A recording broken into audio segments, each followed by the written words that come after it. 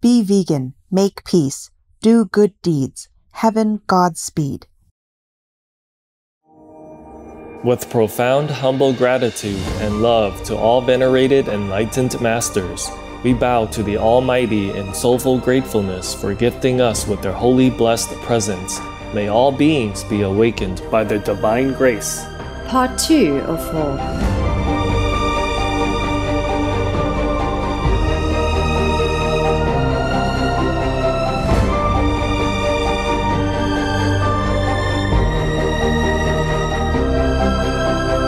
Etc.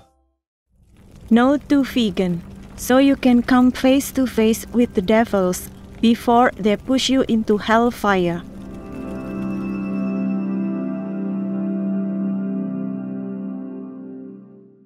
Supreme Master Ching Hai's lectures are not a complete meditation instruction. Please do not try alone. For free of charge guidance, please visit godsdirectcontact.org or contact any of our centres near you.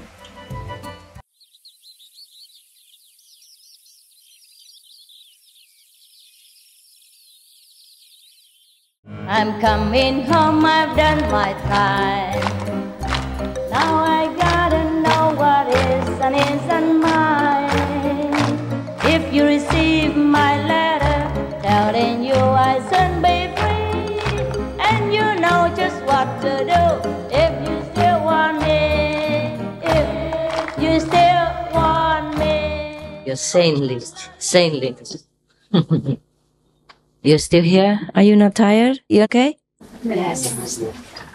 You're gonna have a break soon, right? So I just came and have a look at you before you go. You guys have a break now, eh? You meditate from 1 o'clock, right? No. 2? Somebody say 1, that's cheating.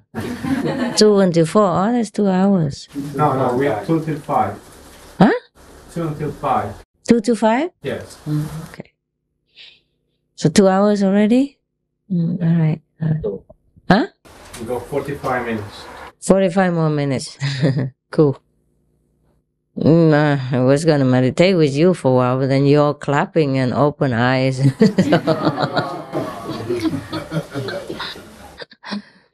Man, why are you always clapping like I'm a movie star or something? Huh? Okay.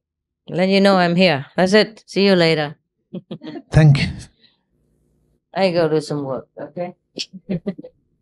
Wow, bananas! Oh, I like bananas. Yeah. The rest are yours. See you soon, huh?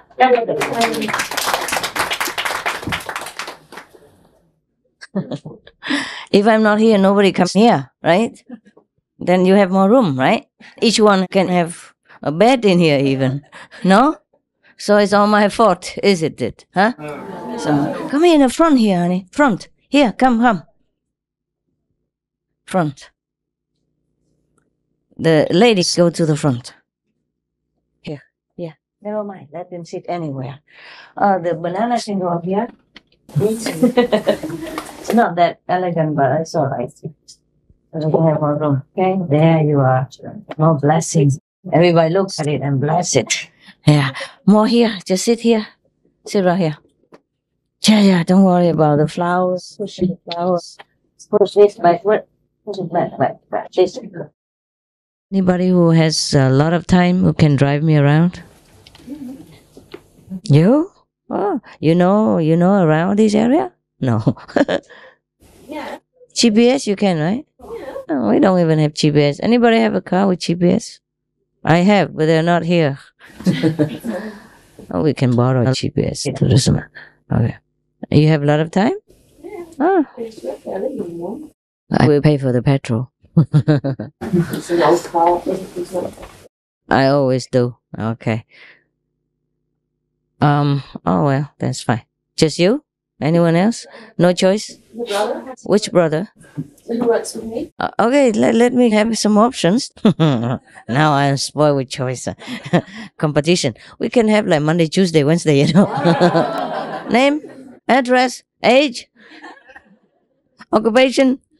How long have you been meditating? How many times a day? How many hours? Okay. Okay. Anyone else? I'm free Thursday, Friday, Saturday, and Sunday.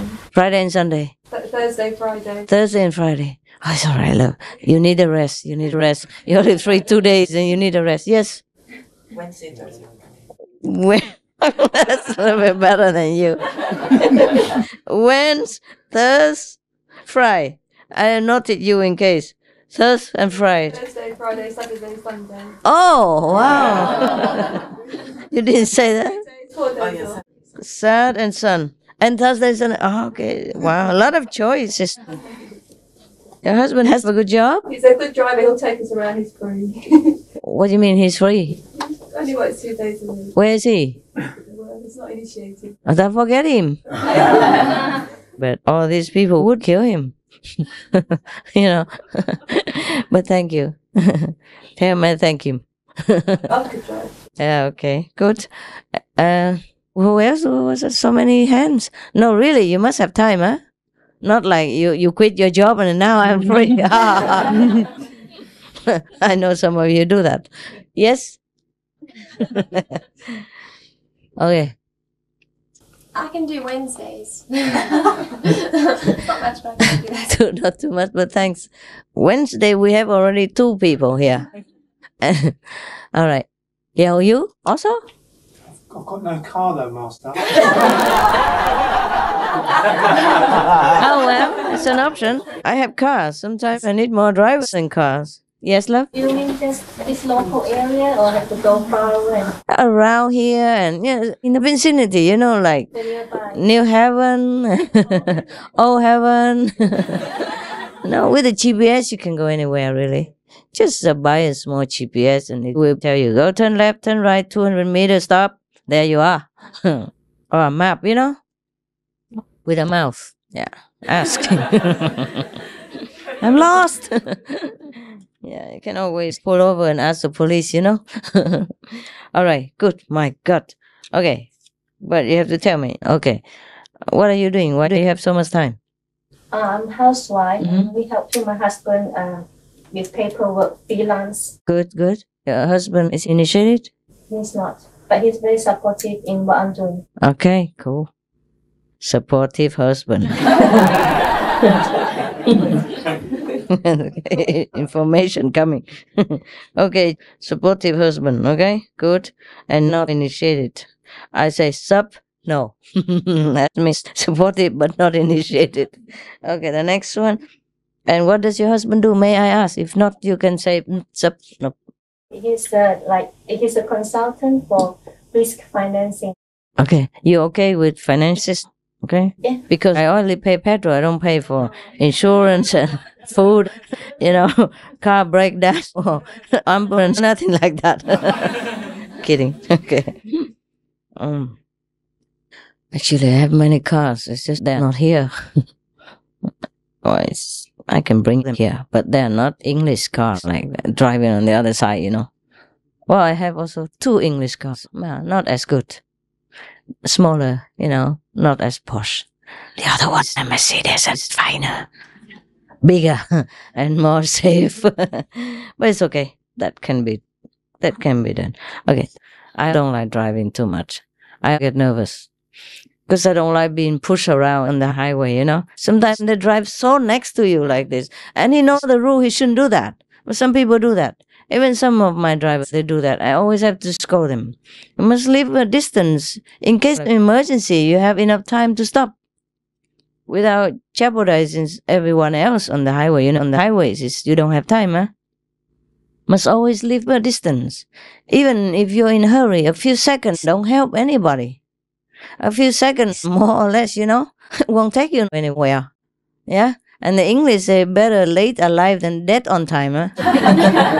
Mostly you always, she's dead on time, She's, dead punctual. But we don't want to be dead on time.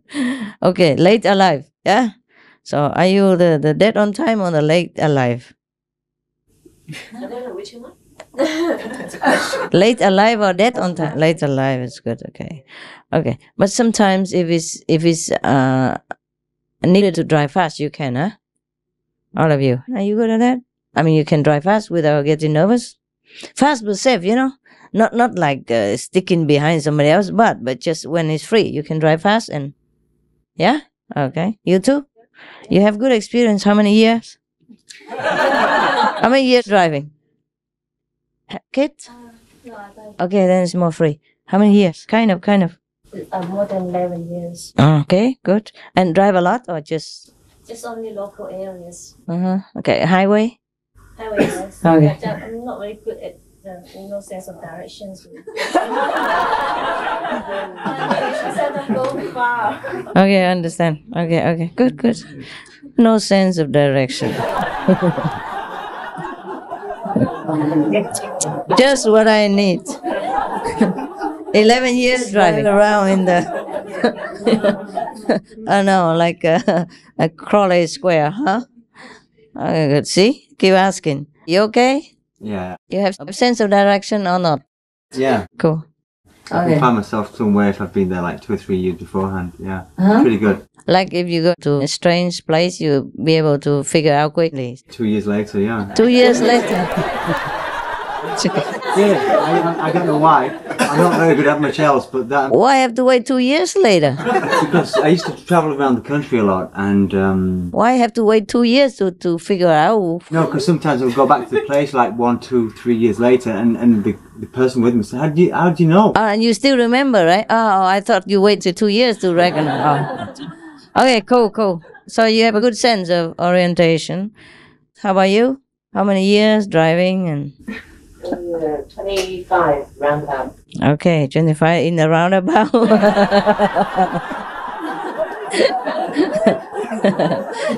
Good sense of direction?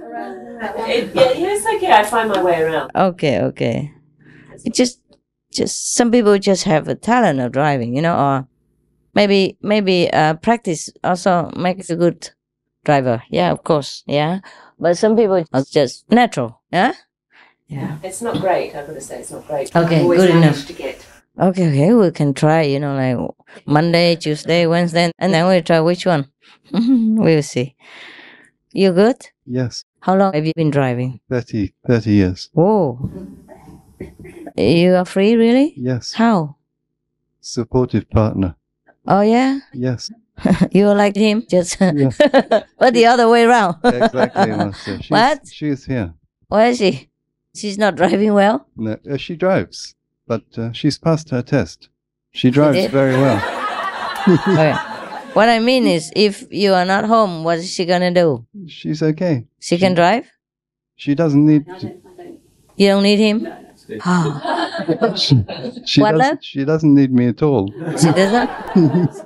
Supportive, but doesn't need. But I'm there anyway. Sounds like a very good woman. Where did you get that? Huh? Sorry, say You're not working anymore, love? Yes, I'm working. Then how are you going to be free? I do. So you work together? Yes. Like a company or something? Yes, Master. Freelance? Okay. Yeah. So if you're not there, she take care. And if she's not there, you take care. Exactly. Okay, and you can communicate by phone. Sure. Help each other? Okay, Yes, I understand. we do. What kind of job may I ask first? We're in. She runs hairdressing, beauty, leisure. Oh, you are a hairdresser? Yeah, she is. Oh, you are? Yeah. Oh, I need you. And I My hair color is showing. I do the administrative side and the maintenance. I understand. So, but you have other hairdressers with you, or you alone? No, we've got a salon. Are you at a salon? Okay, that's good. And you're okay without him? Huh? I mean, I won't take him for the whole day. I'm not a hairdresser, Master. I understand. No, no, I just need some color. I can do it myself. Or maybe if you have time, you help me. She's very good. Yeah, well, I can do it myself mostly, I guess. I'm just lazy to go to a salon, make an appointment and all that. And if I travel around, sometimes it's so difficult. So mostly I do it myself. It's quicker, yeah? Save money. What, love? I'll come and help you. Yeah, okay. I just want to ask you a few things, you know, or maybe come and do it for me. Or I go to your shop, whatever. We'll see. Your shop is nearby here, love? Or in London? No, it's in London. In London, of course. Never mind, then maybe not. I don't know. We'll see. If I cannot buy the color, then you just buy it for me, that's all. But sometimes I can't do it myself. It depends on what, you know. It's just the color is easy. Master, we can send someone out to you to do it for you. Sure. All right, but you need your equipment, right? Yeah. Yeah, okay. I'll tell you what later, okay? And see if you can or not. If not, just send me the color. I do it myself. We've been in business 20 years together. Oh, okay. That's cool. So it looks like you are also a little, how you say, independent, huh? I mean, free. Yes. Free anytime. Supportive partner. No. Yes. Day and night. Day and night. Thank you. Okay. Who else was there? Okay. I guess I ask again later, okay?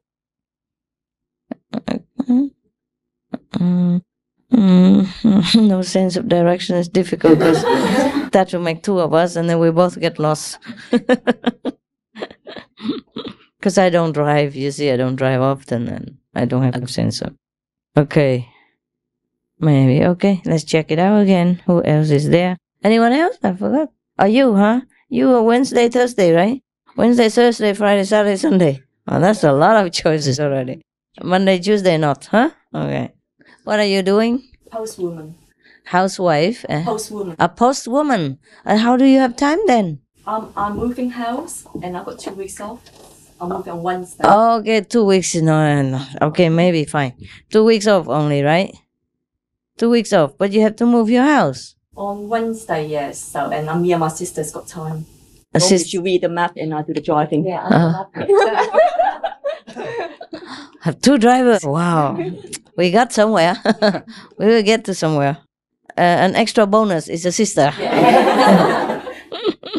So what is the sister doing? Ticket desk agent. Ticket agent? Yeah. Like at Gatwick Airport. Airplane? Yes. Ah, wow, that's another bonus. Ticket agent. My God.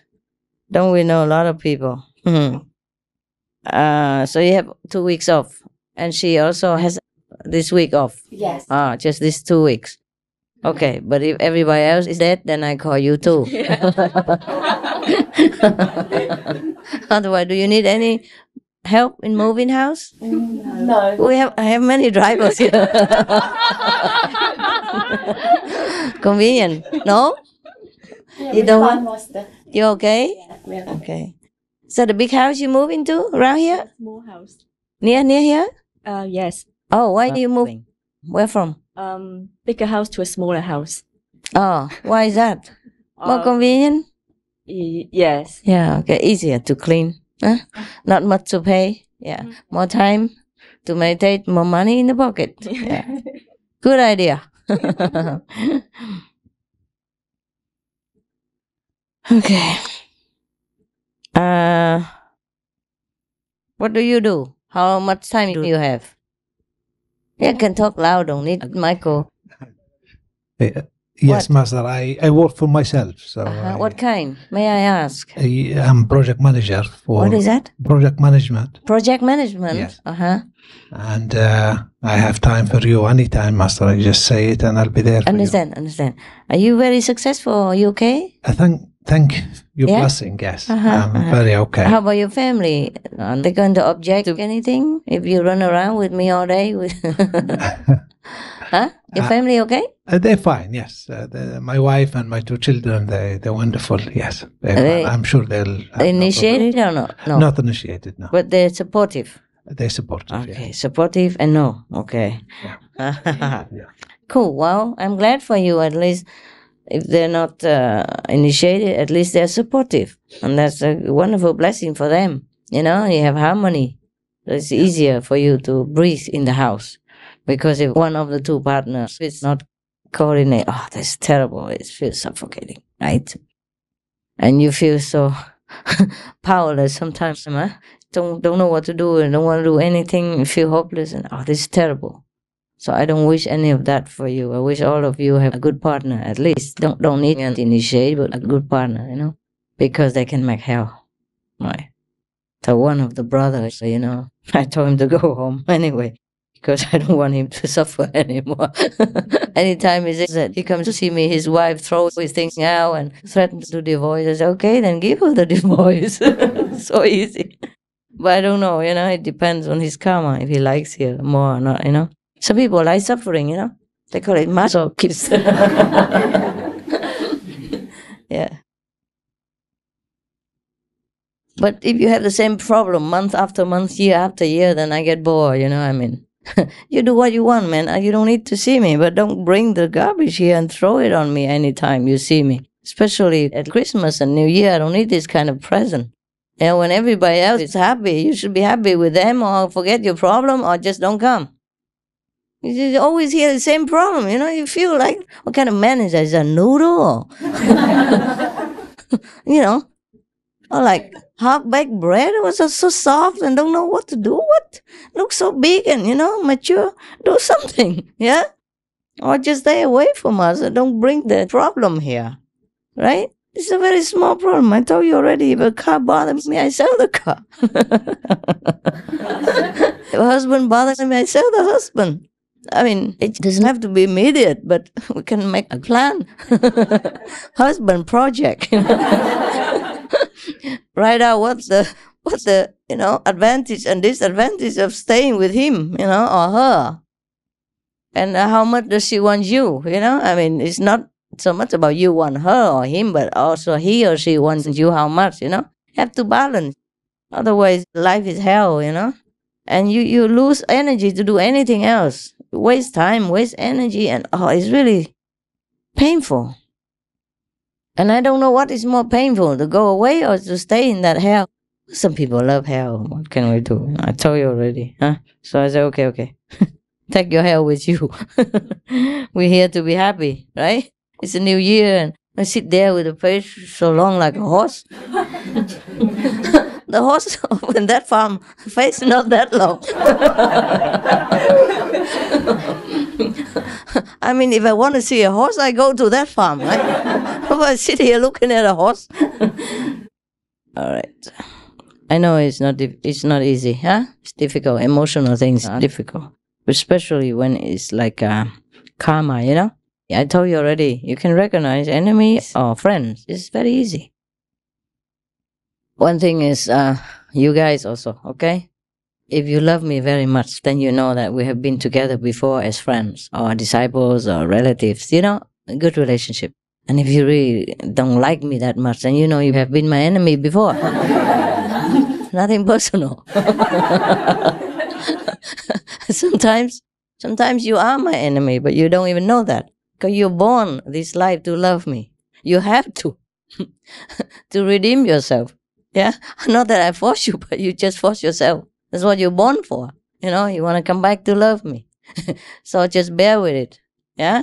If your life is, if your path is not so smooth, or if sometimes I scold you, or if, things, many things you want to love me, but it's difficult and all that, then you should know it was a karmic relationship before, and you vow to come back this time just to love me, so that you can erase your past wrongdoing. Understand? Not that I care. I wish that you don't have to come back here. The enemies, But some amongst you are my enemies. I'm sorry to say that. I don't want to tell you who is who, I just know who is who. All of you can change, yeah? Any enemies, friends, all can change. Some of you are friends before, yeah? So we're good, yeah? Some have been even lovers, yeah? Some had even been relatives. Some had been best friends, or good friends, or bad friends, or enemies. Been disciples before, good disciples, bad disciples, all kind of people came back this lifetime to redeem yourself or to improve your spiritual practice, yeah? So that some of you don't have to go back to hell again, etc., etc. It's all for you, whatever it is, all right? Yes.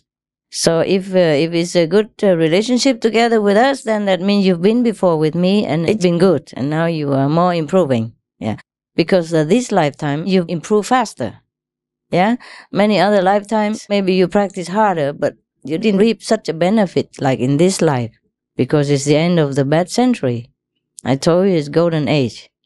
You see, So everybody, even the bad ones get up, everybody gets up, have a lot of extra push, extra pull, extra help. So it's quicker. And you meditate this lifetime one day, it's more than you meditate another lifetime, maybe 100 days, or even many 100 days. Understand me? Yeah. So many of you came here, rush, yeah? And last minute chance. So we all have a chance, okay?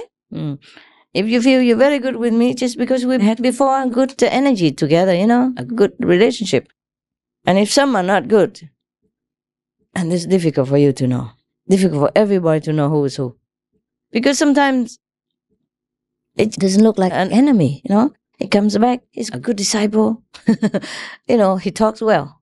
But that doesn't mean he was good before, you know what I mean? Just because he has eloquence, maybe, because he's almost next to the second level, which has the eloquence gift.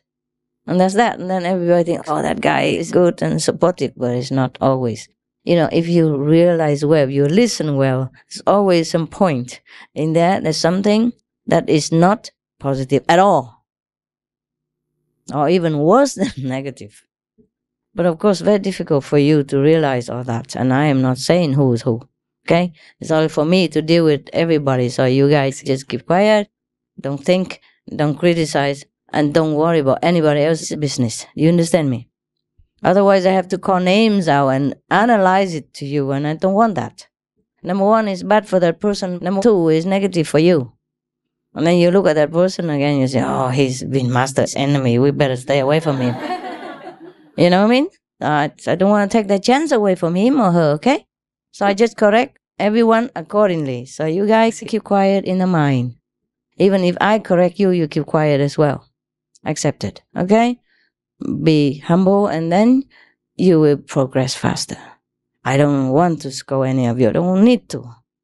I could just keep quiet as well, but then you don't move anywhere. You stay there like a block of wood, no good, no bad. Just stay there. It's not the purpose of you coming here. So I'm not here to be nice, yeah? So that you praise me. Oh, she's so sweet, Master. The sweetest on earth. It's not my problem, okay? It's not my purpose to be the sweetest person for you or for anybody, yeah? My purpose is to make you a greater person at any sacrifice, yeah? Including mine, yeah? So every time I scold somebody, it's not good for me. Everybody knows that, yeah? Even you, if you scold somebody, you don't feel good. You know that. The karma, understand? So keep quiet in here, okay? Control your mind, yeah? Otherwise, even if I scold you, correct you, and then you keep criticizing me, then it's nullified already. It wastes both of our time. Understand that?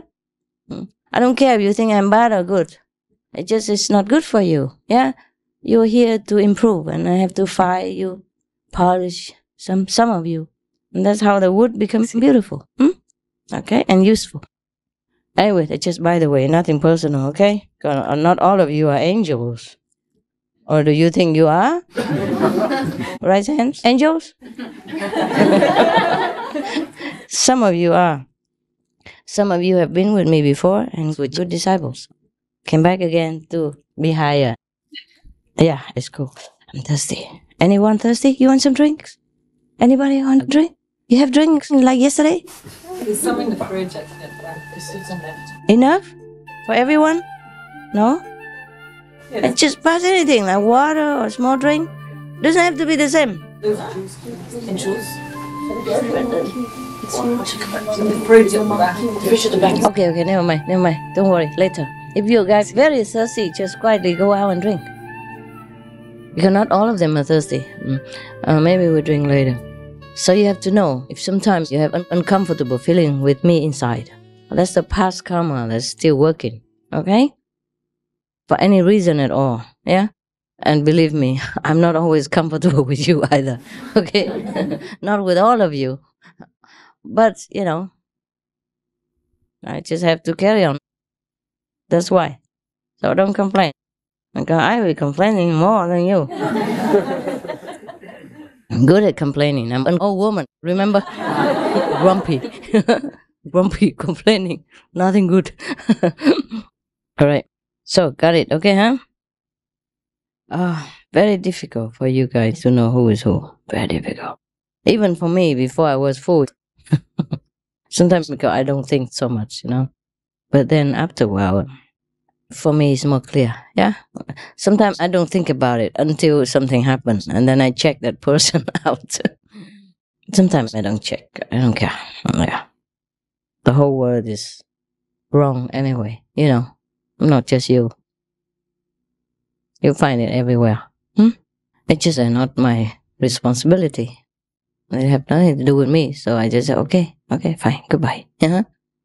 Just when it's your children, difficult to say goodbye. Stick with it. Okay, so who else was there? All right, I'll check out who. Okay? On my Monday 1, Tuesday 1. You also? What are you doing? I'm not working at the moment. How long is that moment? At the moment, it's a long moment. Long moment. We sell vegetarian food in the market, but now in the market. Yes. Which market? In Horsham. Where is that? Horsham is local. It's about here. Yes. Oh, okay. So what do you mean you have no job?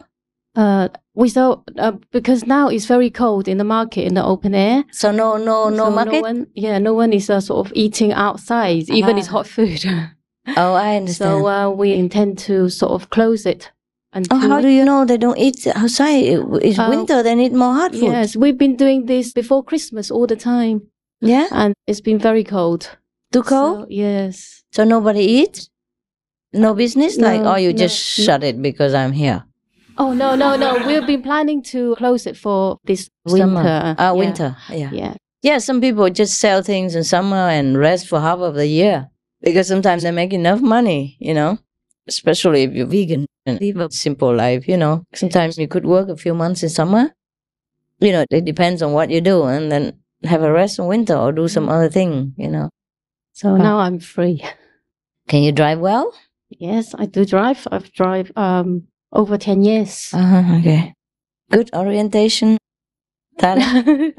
Yeah? Yes, it's okay. Do you know the coastal area? Yes, I've been to a few places. Around Brighton and New Haven, blah, blah, blah, blah, you know, those things that we just talked about. Yes. like Shoreham to Eastbourne, kind of, you know. Along the coast. Along there, although not too well, but I've more or less. Okay. Driving, yes. Your car has a GPS? No. Any of your cars have a GPS here? The ones the drivers don't have? Man, it doesn't cost much. It's the 21st century. You need that. Right. Good. Do you guys drive a stick shift or an automatic? Automatic. Okay. And what do you mean by we? Who is we? Another sister is working with me to sell noodles in the market. So you both are not selling right now? No, we're both not selling. Okay, so you're both free? Yes. So you're both okay with that? Yes. Where's the sister? I don't see her here. Upstairs, maybe? Yes. Went home. What does she do? Why? Oh, okay. Oh, the other one. Oh, okay. So, the noodle. Yes. Noodle. And now free. Good orientation. The free noodle. You sell noodles? Is working well, yeah? Yes, we do very well selling noodles in the market. Yeah? Just noodles, nothing else? Dumplings. Yes. Yes. That's easy. Fried rice. Spring rolls. Oh, easy things. And samosas. Yeah? Yes. Wow, look at that. Fried rice, you can always warm it quickly. And yes, we fry it actually on the place. We fry it so people come and watch us and fry on the spot. Yeah. Cool. Yeah, very easy to do a job like that, and you have a rest of the year free. But don't all go sell noodles. Competition. All right. And you have a car. Your car is good? Yes, working? Just passed MOT. What is that? MOT is the test of the car that has been passed. Passed. Okay. Yeah. Passed when?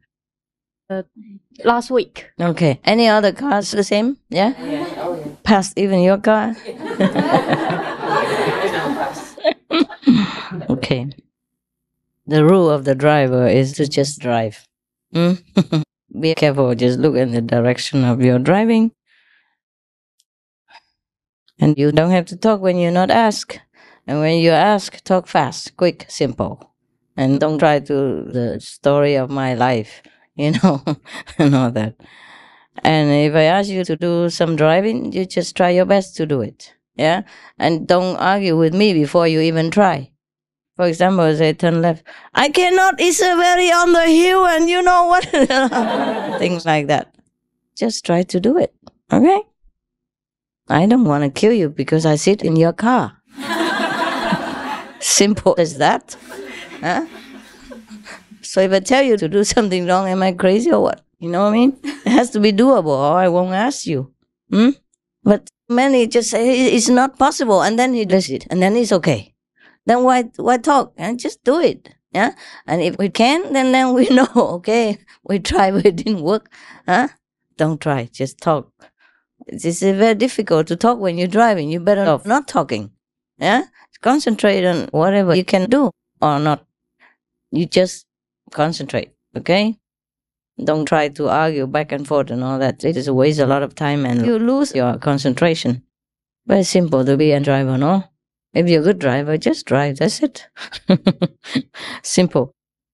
Okay, what else do I want to do? Oh, yeah. 10 o'clock. You don't want to go home? You better go home, eh? I mean, some of you must go home, no? You have a wife, your husband, kids, and all. I don't just sit here all day. Maybe it's not too good, is it? Huh? No? What? What are you looking at? It was going home. Going home, yeah, you better go home. 10 o'clock already, it's good. Where do you live, guys? London, huh? How long does it take? 1 hour, 2 hours? 1 hour. 2 hours? Some 1, some 2? The max is 3? Maximum is 2 hours, maybe. Wow, that's not much. But it's a good time to go home, no? Okay. So I just want to say goodbye. What do you mean, no? I heard that. Small, but okay. You just go home, okay? It's been a good time enough, okay? So if you have to go home, you have to go home. Otherwise, sit here until you still have to go anyway. Or you want to sit until tomorrow morning and go at 4 o'clock or something? Yeah. This is what you do? Okay, if you want, but can you drive at that time then? Yeah. Why? It's better? The roads aren't as busy anyway. What, love? The roads aren't really busy at that time anyway. Okay, at 4 o'clock? Yeah. 2, 3, 4 o'clock? Yeah. Oh. I want to tell my husband not going back tonight. Oh, yeah? I want to meditate. Oh, why? But okay, I understand that you want to meditate. But are you okay sitting here all day, all night like that? Yeah. You got used to it already? Yeah. Wow, I'm impressed. Just one time in Hungary and you transformed your life forever. Yes, remember before that? You know, when you were at an infant state? Oh, I need to worry about the house, you know. The Florida Center must have many rooms. Remember? And then the elders or the weak have to go inside there. And we didn't have enough room, but then you must bring tents and a lot of cumbersome, stuff. And now you're just free like that. Just bring a blanket, that's it. You sit here all day, all night since yesterday? Yeah. Man, are you okay? Yeah. You don't feel backache or anything? No. Huh? A little sore, huh? Your bottom's sore, but you still sit here? Now why don't you just go? Yeah, okay, go. Go on. Whoever else has to go, just go, okay? Don't worry. If you need to go, you go, okay? Maybe late for train or anything? Late for bus or airplane? Helicopter? Husband, wife, don't push the limit, okay? So if you have to go, you go, okay? Okay? I'm just sitting here talking something, but it's not necessary. Nothing important. I'm really impressed. You really been sitting here all these days? I mean, since Saturday, right? How many? 2 days? Friday. Since Friday evening? How many hours? 3 days, 3 nights? 3 nights. 3 nights, 2 days. It sounds like a vacation. They have packages, 2 days and 3 nights. And you just sit there like that, but you have something to lean on behind, like kind of chair? Or not all of you have, but all of you have it? Yeah. All of you have. Oh, that's very smart. Yeah, like this is better. Okay. I have some candies or not? Give it to me and put it outside of the gate so they can take as much as they need.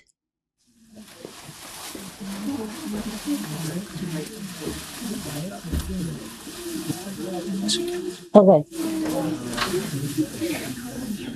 Leave it at the door, and if they have to go, they can take some. Okay? All right. You move up a little bit so they can have room to go. Slowly, slowly. No dust in the air. Move, move. You have enough room there to go, yeah? Okay, nice to see you, and take care, and maybe we see each other again. Maybe? Yeah, okay. Drive safe home. Wow, half of them are leaving already, and you guys just sit here? They're going with the slippers. It's okay, they are arrange it. If you have to, if it's too late or something, just go through, okay? And you have good cushions, right? It's very important. And you feel okay? But all of you have been in Hungary or not? Bye. You haven't? How long have you been sitting here? Only I went home last time. Oh, yeah, different. You can take one fruit if you want also, okay? Pass by, take a fruit and go. Yeah, take fruit. It's been looked at already. Oh, nice fruit, nice fruit. Excuse me, Master. Am I allowed to have? What is that? It's a very good book. Oh, I have a long time, thanks. Just leave it in the center if you want, you know. What kind of book is that?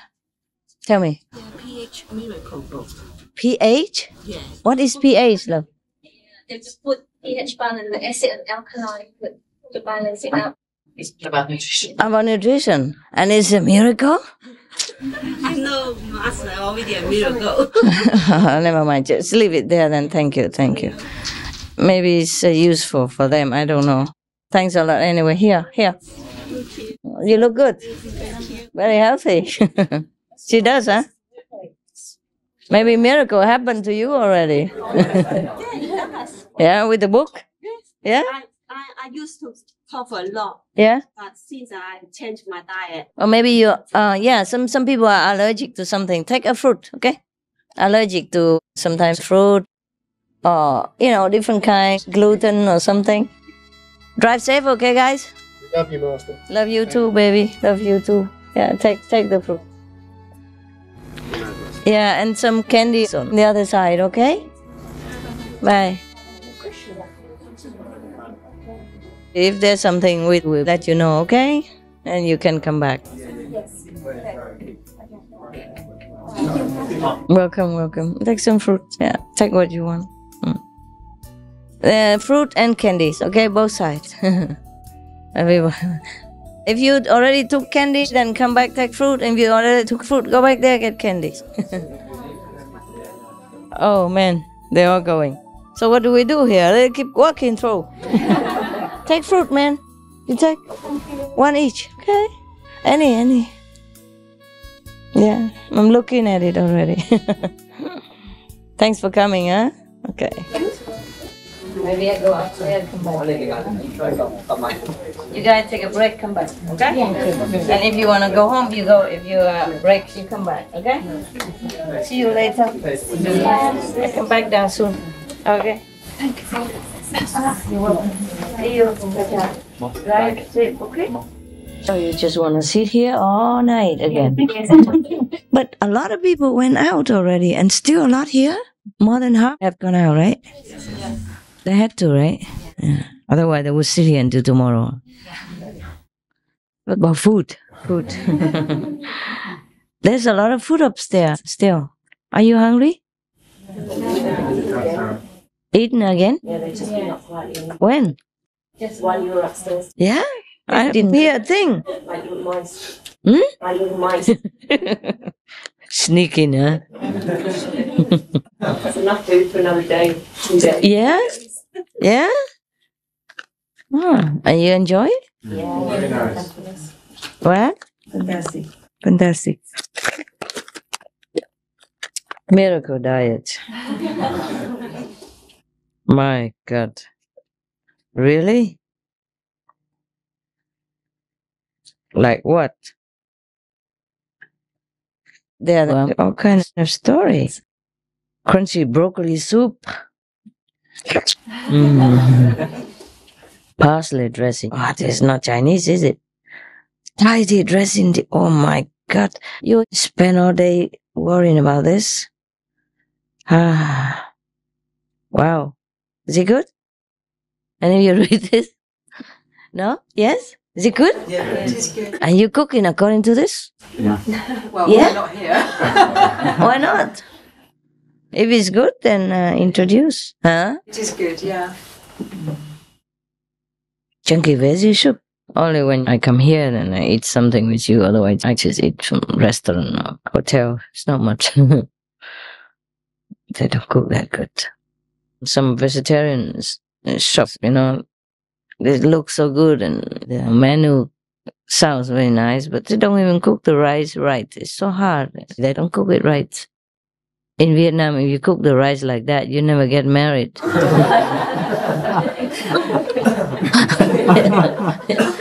That's what all the mothers say to their daughters, you know. You cook rice like that, you never get a husband. So if you eat according to this, then you get healthy? Is that true? Well, it's based on your pH. pH balance. Yeah, the food majority of our food is acidic. Uh-huh. To this doctor, he says that cancer, diabetes, AIDS is basically your blood cells having too much acidity. Too much salt or too much acid in But your how body. do you put the acid into your blood? Through the food that we eat. What kind? Orange juice, apples. Oh, really? Yeah. Ah. Certain fruits and food, yeah. Wow. Your favorite. You stocked up the whole basket here. Orange and apples. What? Dairy products are very acidic. Yeah. And dairy products. Okay, so we don't have meat at least. And we don't eat dairy products. Wow, then it's about time to go vegan then. Huh? Cool? I don't know. I just feel like I'm aging so fast recently. I guess too much stress. I'm homeless, that's why. No, I have a house, just don't have a home. I've just been through too much stress recently. I don't feel very energetic. Maybe I need a miracle, eh? Just came on time. Like this, I can read every day in the hotel and think of what life could be if I if I cook all this. You know, I can't cook in the hotel. Oh, baby, you wanna meditate, huh? But all this is good for you, no? Huh? If even tofu, pate, and all that. Do you really cook according to this? Not Just get an idea. an idea at least, to avoid what you can, right? Uh-huh. Pumpkin pie. Wow. And all of you here are the free people, right? Who don't have to work tomorrow. Is that what it is? Huh? What? Go in the morning? Oh, okay. If you live not too far, then it's fine, huh? 1 hour, 2 hours? 2 hours? Yeah. 1 hour? Then it's not too bad. But you sit all night like this, you feel okay? Yeah. Used to it now. Yes? Huh? You get used to it. Okay. You can't lie down anymore? Really? Get backache when you lay down? Are you kidding?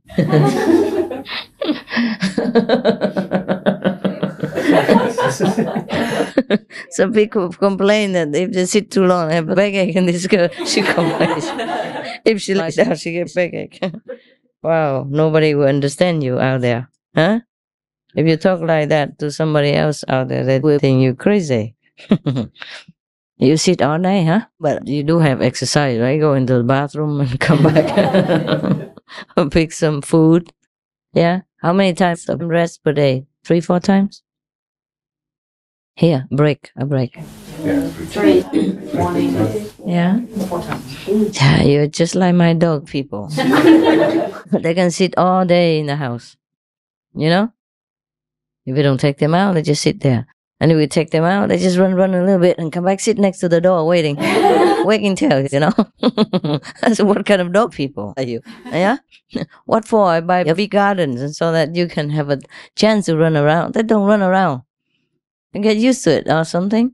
We have to push them, play ball, or chase shadow or whatever, you know. And then get tired, you know, get tired, but they also don't move. And just run a little bit and then lie down on the grass. In the garden, in the big garden, waiting to get inside. You know, it's so funny, and it's not because they use it either. You know, like the one dog, the Hungarian dog person. Remember, they left him outside in the cold, and then later I took him with me for a while. You know, a few months, and let him be in the house. And he loved it so much. Every time he went out, he just quickly lifted his leg and came back in. That was the first few months, you know, like that. He just didn't want to go out there. It's like it's a rare opportunity to go in the house. Why risk it? So he just goes quick, and runs back to the door and sits there. Everybody else is still running. He doesn't. Oh, man. It's just sometimes you feel so bad about the situation. Some people say they love animal people. Maybe some of you think that's also love because that dog person was chained before, you know, day and night. And once they went there, bought the farm and they free them, they thought that was already fantastic, you know, freedom and have a little roof on top. My God, that's not it, is it? Yeah, I'm designing some dog people houses with the sunroof, you know, with the sun. Because most of the dog people houses, they still need some touch up, you know? Yeah. Most dog people houses were like this, you know that, right? Yeah. And have a back here, and the front is all empty. And sometimes it's too small. When it's windy, the rain will blow in or the snow comes inside. I guess it's better than nothing, but when the wind, you know, the freezing wind blows through, it's terrible. So I make like more terraces with the unbreakable glass, like plastic. But, you know, good plastic. So when it's raining, he still can sit out there and look in the rain. At night, he sleeps here, the rain doesn't come in. He has ventilation in summer, closed in winter. And the door is not directly in front, but on the side. Yeah, and can flap. Something like that, okay? But still, technically, they're still improving a little bit because sometimes it's without ventilation. I don't like it. Some dog people houses have 2 stories, one upstairs, one downstairs, a condo, but all have a terrace at least so that the rain cannot go to where they stay. Inside here, dark, you know. Outside here is like a sun terrace, yeah. So if it's raining, they still can stay in here and look out. Even strong rain doesn't fall right into where they're lying. They can have choice. Outside is a wood deck. Wood. So if it's too hot in their bed, you know, dog person bed, they can go out and crawl on the wood for a while, on the wood floor in the terrace without having to go into the rain or the snow or the wet grass at night. Because according to my dog people, I know, they have their beds and they feel warm, comfortable in there. But sometimes in the night, they feel too hot. The heat builds up, you know, with the bed. So they go out and like on the naked floor, and sometimes with carpet. There's some sections with carpet, some without, so they can have choice. You know, it depends on how hot they feel. They go there, I'll go here. And then they go back to the bed again. Just like us, sometimes when we feel hot, we kick the blanket off. And if you have to put your dog person outside, then you must have this kind of house. Yeah. So that the rain doesn't come in. Because the way they treat dog people breaks my heart all the time. Because I also saw many dog people, no, 2 or 3 of them, also kept chained all day, all night, and next to them is a heap of poo because they never pick it up. Terrible like that. They live every day like that and fed them 2-3 times a week, and the rest just give them a loaf of bread, dry and hard or something like that. They live or die. I don't know how they live. I don't know how they survive. And sometimes get cut, you know. Recently, I just rescued a dog person. We just took him and gave money to the owner and took him so we could treat the wound, you know, because it's cut deep. 2-3 weeks, still not healed properly. We went to the doctor and all that. Of course, now it's going to be better, of course. Huh? The wound is getting smaller and drier, but of course it still needs to heal. Like, can you imagine? It's such a freezing, It's not even England. It's colder inland and much colder. Like at least 10 degrees, 5 degrees at night, And if winter is coming, about minus 20, 30 possible. And the dog person would chain like that, all day, all night. Can you imagine yourself? You have to put yourself in the other person's position in order to understand other people. Otherwise, you never will. And he's so sweet and gentle. He never knew me before, but when I first got there, he came next to me and nudged around, Oh, so nice. So I promised him I would do something. And then I sent somebody to talk to the owner to free him a little bit, but no, they don't do it because they're afraid the dog people will run away. Terrible. Why don't they just fence in a little bit, and give them in the house? Could do that, so easy, but no. But they're not even there. They just leave the dog people there, exposed to all elements, all day, all night. Just so that they can bark a little bit so other people don't come near the house. Can you imagine such a silly idea? And they think they are very kind already, feed the dog people 3-4 times or 2-3 times a week. I don't know. Sometimes I go many days repeatedly, but I didn't see any food. And when I fed them, they love it. They ate so quickly, so much. A vegetarian sausage, love it so much. Even before I fed him, he already came and, kissed me and all that. Oh God, such a sweet dog. I don't know how any human has the heart to treat a dog person like that. How can you not imagine that the dog person would have feelings? Just because they are animal people, it doesn't mean they don't have any feelings or they don't feel any difference. If you treat them nicely or more warmly, they feel the difference. I don't know how any human has the heart to treat a dog person like that. How can you not imagine that the dog person would have feelings? Just because they are animal people, it doesn't mean they don't have any feelings or they don't feel any difference. If you treat them nicely or more warmly, they feel the difference. And now they love it inside the house, Get on with other dog people. Very nice. And when we came back, it was too late. One dog person died, so only two left. Yeah. But at least better than nothing, So we didn't waste any more time. Because I told somebody to do it after I left, but he didn't do it. Well, So later I asked about what happened, and then he told me, just like that, nothing happened. So I said, okay, we take him. Even I'm far away, and when I think of that dog person, I feel, almost heartbroken as well. Anytime. Anything in this world is like that. It hurts me a lot. I watch TV, I can't watch because right now, like bird flu, they took thousands of chicken or duck people. They just took them by the neck and threw them in the bag and closed the bag and threw them in the garbage. Can you imagine if it's you? Imagine it's you. They just bury them alive. Do you understand me? Just like that. Or throw them in the fire and burn them alive. Imagine it's you.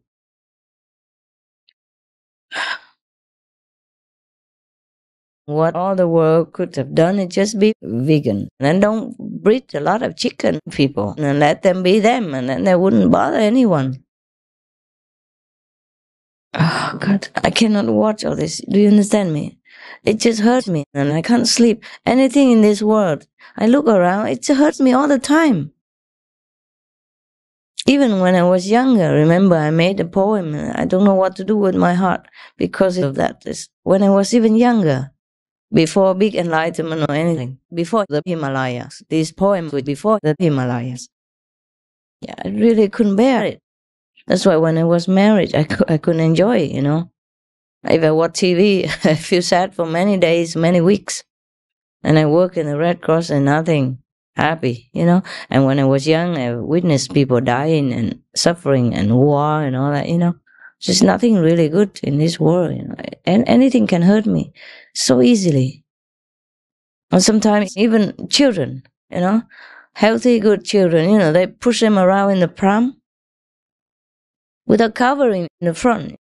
And the cold air can, of course, they're warmly dressed, but the cold air can hit their face, yeah? And the debris from the street and anywhere.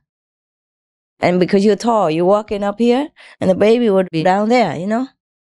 And I also feel hurt for that baby.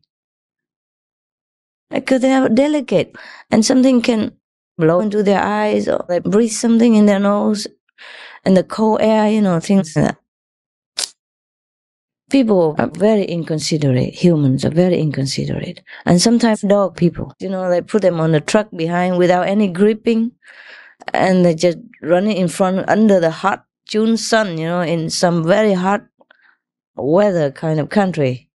And the dog is just, like sleeping here and there, and it might hurt their legs from the heat from the sun, and we could not even bear it. I don't know how a lot of people do a lot of things. I don't know how humans have no feelings. So the thing is, whatever you do, consider the other party. Then it's easy to understand and to feel it. Yeah? And even among our disciples, I was very surprised to see the dog people in Hungary stay outside like that. Okay, the other two dog people have more thick hair because they never cut their hair. Fine, maybe it's good. But the big dog is so thin hair, you know. My God, I don't know how he lived all these years. Of course, then he had pain and all that, you know, and then we had to treat him. He's okay now. Okay now. And sleep in the house every day. At least at night, you know. Maybe they're used to it, but why? Why do they have to be used to that? Would you like to be used to the hardship? Huh?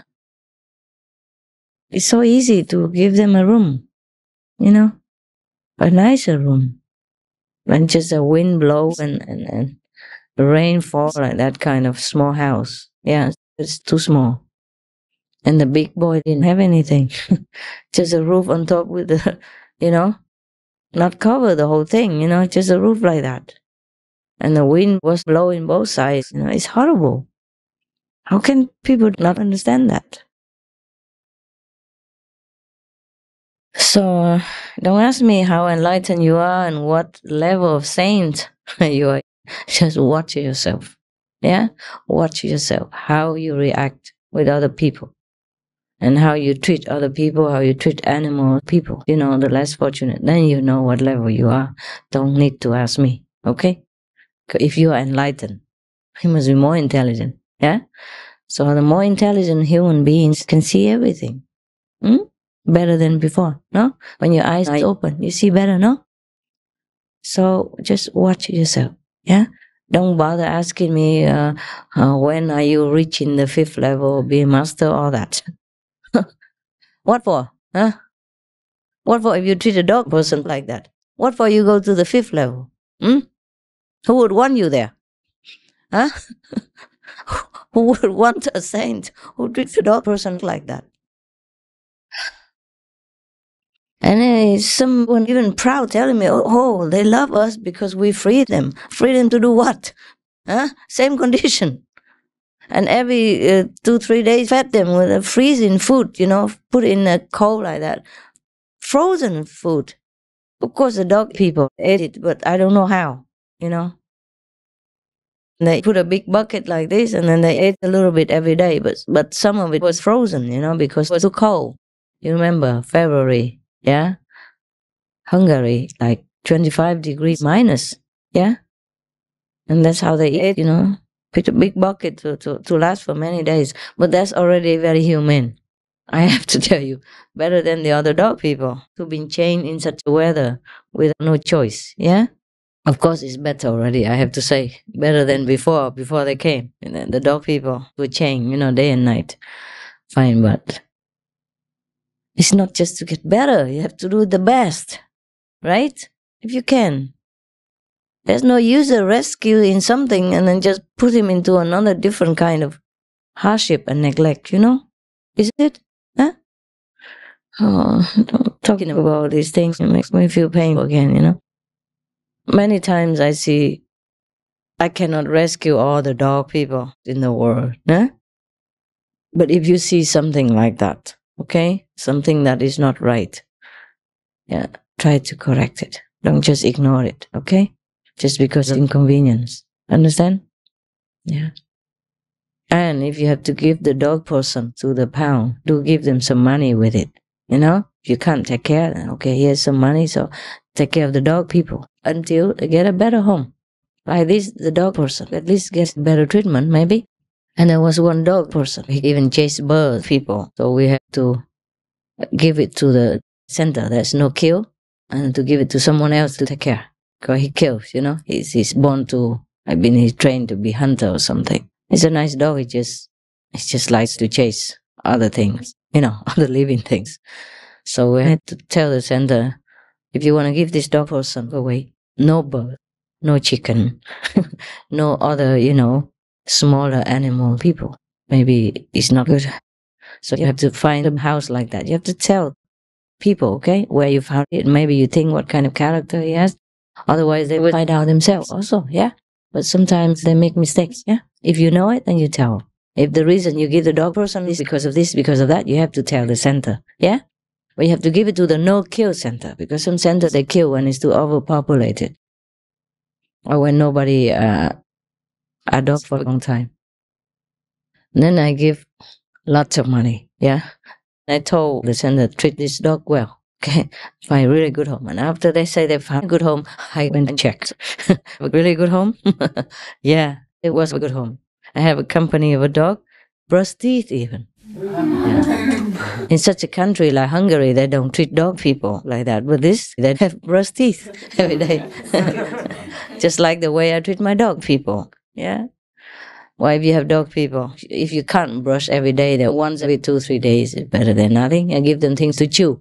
Yeah, to strengthen their teeth and clean their teeth. They have things to chew for teeth. Yeah, also good. I said, okay. Then I give more donations. But at first they didn't want to let us see it, I wasn't there anymore, of course. But because they gave the dog person when I was gone, yeah, I call back, and check all that and make them go and see the dog person to see if it's a good home. They say, no, they don't let us see it. They don't want to. I said, well, if they want some more donations, they will. So I told them I will give more money if they let me know that the dog people are in good condition, good house. Okay. Took us over there. Brush teeth and all. But good house, good yard, and well, not really, it's an apartment, but they take them out often, and there's always one person at home. That's what they said. Okay, cool. Get some more donations.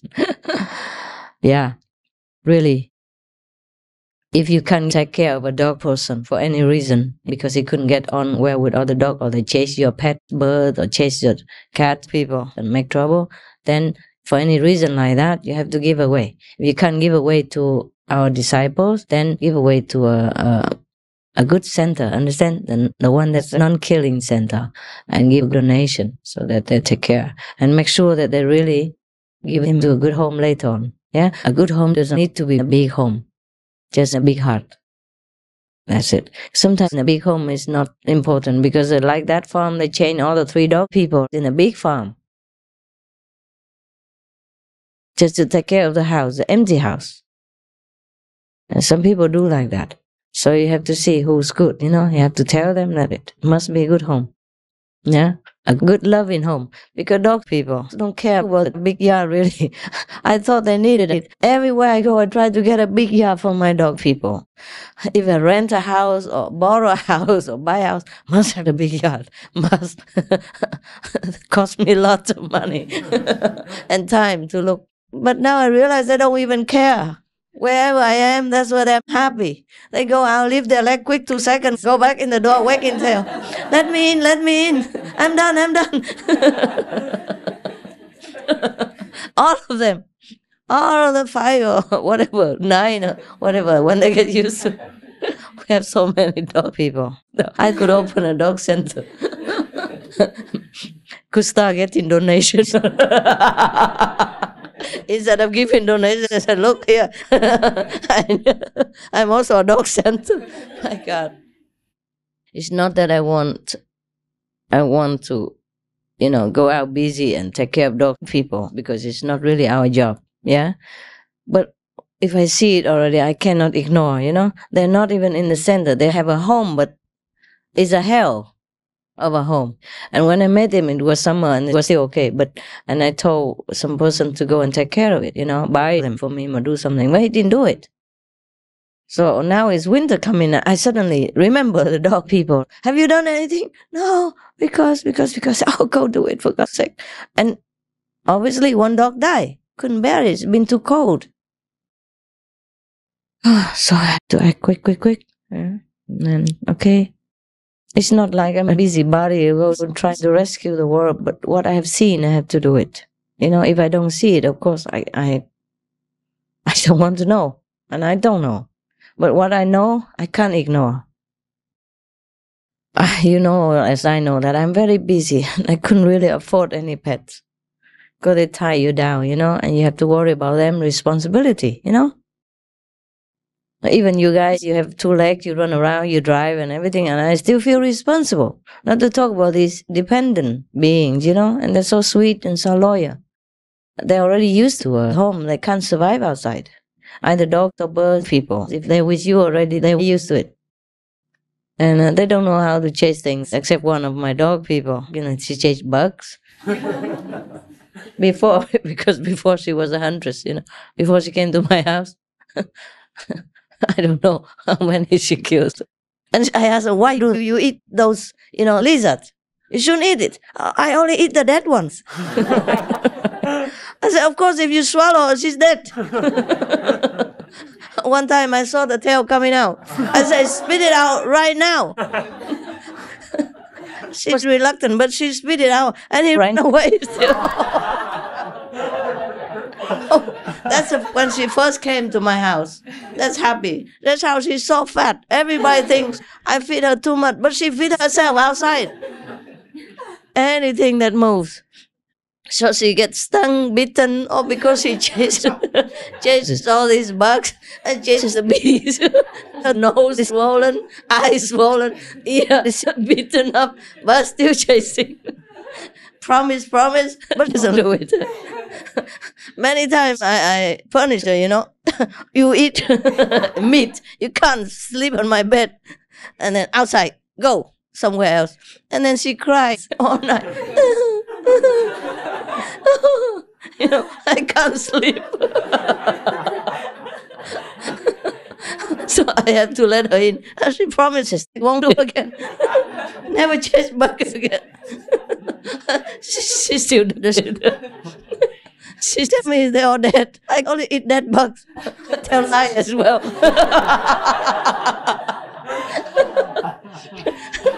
I caught her once with a live lizard. She said, I only eat dead ones.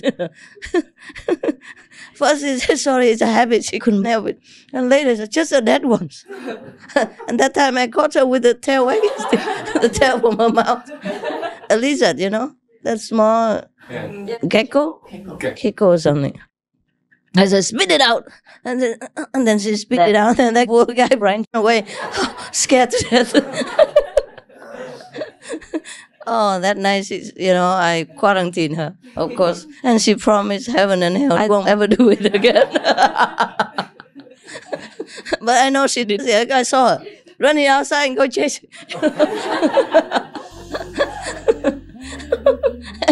Can you imagine a dog telling a lie, yeah? Lying to me. She never learns a lesson. And that time I caught her with the tail wagging stick, the tail from her mouth. A lizard, that small gecko? Gecko or something. I said, spit it out. And then she spit it out, and that poor guy ran away, scared to death. Oh, that night, I quarantined her, of course. And she promised heaven and hell, I won't ever do it again. But I know she did it because I saw her running outside and go chase.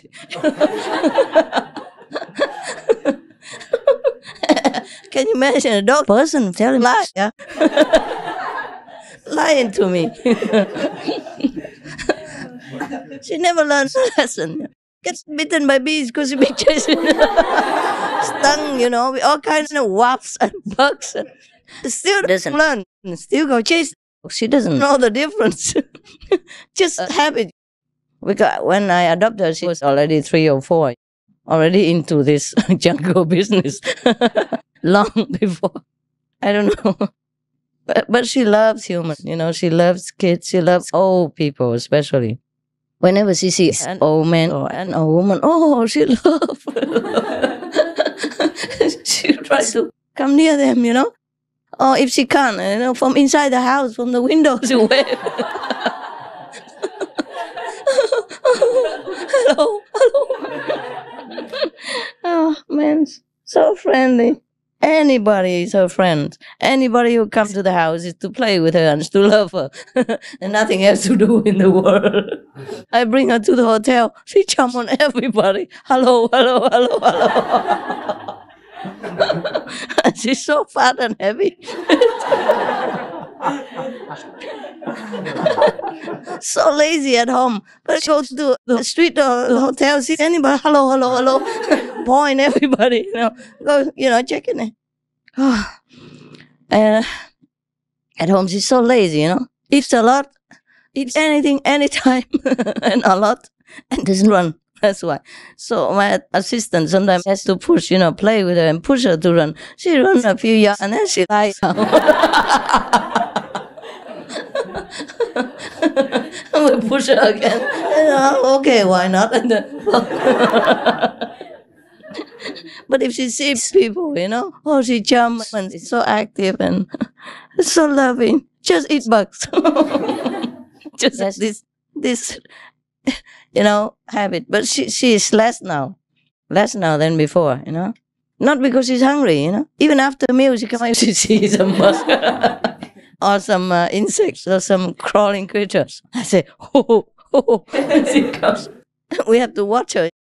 Otherwise, all the bugs in the garden be gone in one day. She'll be chasing all day. Yeah, but she won't play. She won't run for nothing. Only if there's a bugs in front of her. So in a way, it's good, you know. Go out with the bugs and then go exercise. So sometimes I put a bug in front of a stick, you know. a fake bug, but no fun, you know. Oh man, this girl, she doesn't know what precept means, you know. Because sometimes people don't feed the dog people well, you know? And she has to get protein in a different way and then get used to it. Yeah, and some of my dog people that didn't fit well also, when I got them, they were so skinny, only bone and spare ribs, you know, all over, and they have to eat their own excrement to survive. So they get used to it, you know, but now don't do it after a while. You know, they have plenty of food, so do not worry anymore. But happy she won't change yet. You know, now and again, she still chases the bug. But then she remember, we say, and she said, and turn away, go somewhere else. You can see dog people, they talk. You can see dog people's character. Sometimes it's so funny. Somebody chases her. I say, you promise? See the way she looks? Just like human. She talks with her eyes, you know. Since she's embarrassed, you can see her eyes will cast down, you know. And when she's happy, oh. Yeah, she talks with her eyes all the time. And when you talk, she understands, of course, but she talks back with her eyes. You know, very lively, yeah? All the dog people do that, especially her eyes, the communicating.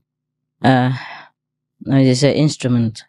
All of them have different traits, but we can talk forever. Okay. So I just mean that if you cannot take care of your dog person, then you have to make sure that he goes to a good home. Okay? Because sometimes circumstances are right. You cannot. Yeah? I do not blame you. But just try to, not just abandon it or just throw it anywhere or in any center. Because some centers, they kill. If you abandon them, they might die. Or some bad people get them and sell them to laboratories. Yeah? And subject them to all kinds of suffering. Some laboratory testing use animal people. Make sure your dog or your animal people or your pets don't ever have to go under that suffering. Understand me, huh? You must promise me, okay? What? Can I tell you a story about how cruel people can be to animals? And there was this man, he's from America, and he made use the cat, the living cat, as an accessory. When the cat's newly born, and he when a cat? Yeah, when a cat's newly born, he injects some kind of medicines to make the bone softer, and he put in a jar in a hard form or in any form, and then make it as an accessory for people to buy, and then they feed the cat with the small thing to put under the cat had to be in the jar like that alive. It's so cruel. When I read it, I was like, and they let it, and the government doesn't do anything. The organization PETA tried to stop the man, but he make the website to advertise it, and there were people buy that as an accessory, and just really heartbroken. They don't even stop his website. The PETA tried to do that, stop him and the website. After I read it, I didn't follow what happening to that. We'll do something, I'm sure. Yeah, I believe so. They will stop it. Yeah. They will scan the website forever and look for him. Yeah. No, but they won't allow it. Yeah, they send they send around the email, and those who receive that email just sign the name. And when the email name needs come up to 500, then we send to, I believe, where they check all the websites to ban that website. Yeah, okay, they must have done it already. I'm sure they won't let it. Oh, such sicko. Jesus, come up with such a thing. As an accessory. Oh, I understand. As a live decor. Yeah. Oh, horrible. Yeah, but this is similar to how people treat you. Calves, that's how they get view. They get a young ox or baby cow, and then they deprive them of movement and light and all, and that's how they become softer meat and all that. And people even eat that. Knowing that and eat that. Oh, I'm telling you. I told you. I don't know how I still can live in this world with all the sufferings I always have to witness and bear, It's not just the karma of the world, it's everything I see. They are horrible things. And many things even get the worm and things to eat the fish people. Can you imagine yourself being stuck with a hook in your throat? Huh? Alive. Can you imagine that? Or you are the worm or the thing that they stick the hook in to feed the... Many people have pets. Oh, I love pets. What do they feed the pets with? Live mice, people. Or live crickets. Or live fish, people. It depends on what kind of pet they have. And even hedgehog, people. They feed them with live worms. I didn't know that until I visited one farm in Germany. Yeah, they sell them. They breed them and they sell them. And you can buy live worms there, wiggling white worms, and feed it to the hedgehog. Believe it or not. Some people do that, and in the pet shop they sell live crickets, live mice. I thought they're for pet. Because some people keep crickets, for sometimes for fun or something, I don't know. Some people have small animals, spiders, whatever. But I didn't know, and then they tell me it's just for feeding, because they took the handful, put it in a bag, and give it to the guy. I said, why does he have so many pets? Crickets. I said, no, it's for feeding. Feeding some kind of, I don't know, snakes, birds, or other hamsters, or whatever. I don't know what. It depends. But they don't need all that.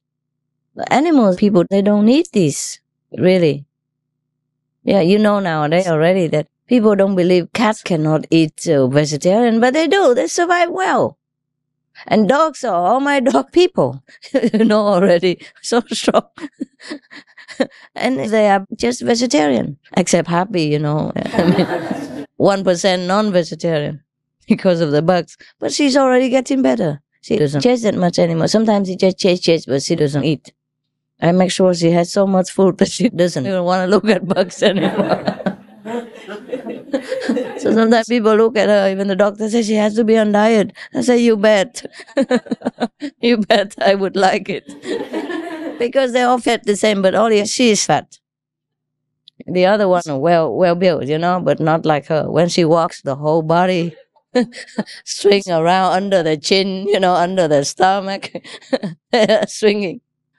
Before, when I met her, she was very skinny, you know, and had cheekbones. You know, now it's like a ball,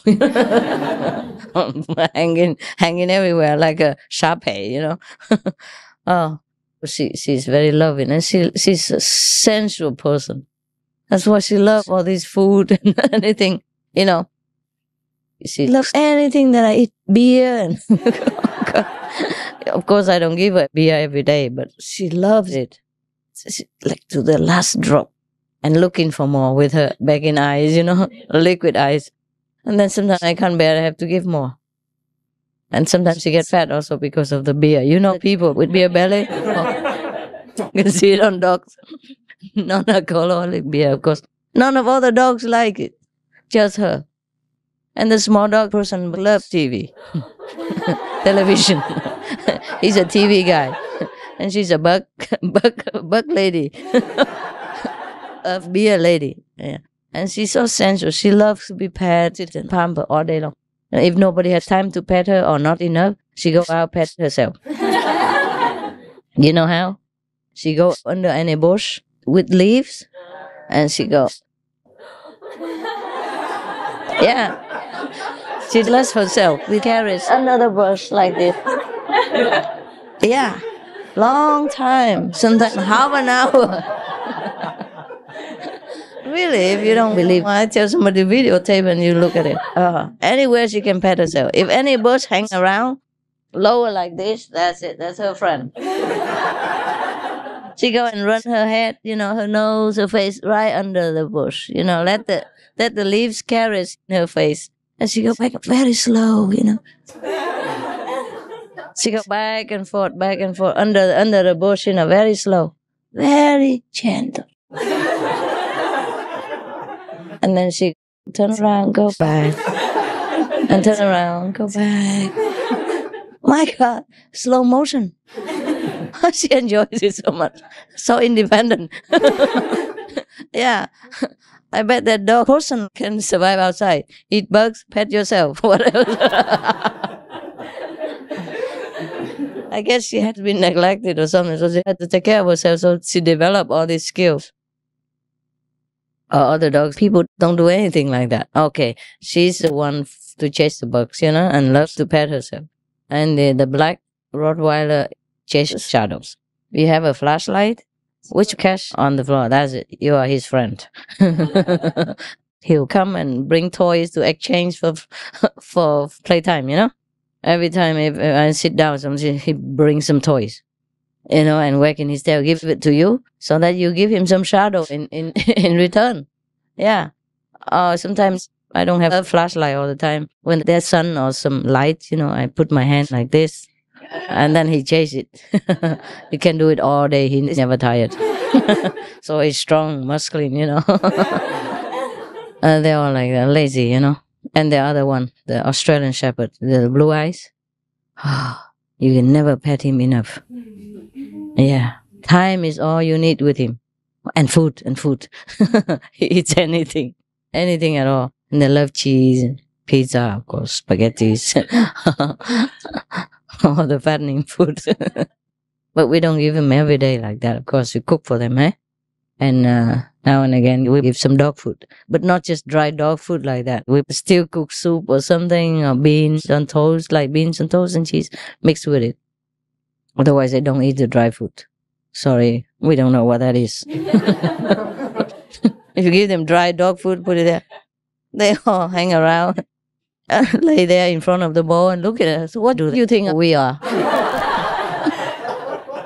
We're going to eat that? We are dogs or something? So, they get so spoiled. So sometimes when I'm away too long, and they make me feel restless, I keep asking, like, Mom, when are you coming home? Or when are we together with you? So now, because we were talking about big yard, big house, or big home, that doesn't mean good home. Yeah? The good home is where you love your dogs, where the dog people are loved and they feel it. They don't mind what situation. They don't really mind what food. It's just my dogs are spoiled and they know that. But if we don't have any good food like that, they would eat anything. Yeah. Sometimes my assistant says, the dogs don't want to eat this, don't want to eat that. And I take it in my hand and give them, They eat it so quickly and want some more. It's the same food. It's just on the hand is different. Yeah, they feel loved. Something. These dog people. But if you happen to be poorer, and live in a small environment and have different food, they would also love it. They don't care to go next door to get better food. Never. They would stick with you. Yeah. That's why my dog people, they don't care. As long as I'm in the house, they go scratching, coming back in. If I'm outside, they stay outside forever. They don't care. They hang around, they jump around, playing with each other, happy. As soon as I walk in the house, that's it. No more. Everybody goes scratching or wagging tail at the door, waiting. So they don't care about a big yard or anything at all. Really, they don't. For what I know, they just need you. They just want your love. And they want you as a leader, of the flock. Or even one dog is a leader. You are the pack leader, and they love that. They just love to be with their leader, their love, and they feel it. They know their love. If you love them, they do anything for you, really. First, before I thought I have to train dogs and all that. The first dog person, the educated one, Benny, so small. He went to school. He's the only educated one. Later, we don't want to part with him. So I adopted some more dog people. And then Benny taught them anyway. But then I was not sure. Because when they first came, I was not sure how much they understood. I was new in the dog business. So I had to invite a teacher to come to my house and teach them. I still so slow. They pretended they didn't understand anything. Just lay there. Tell them to sit. And they lie down. Tell him to walk. They just stand there. Tell them to sit. So simple. Don't sit. Just hanging there looking at you.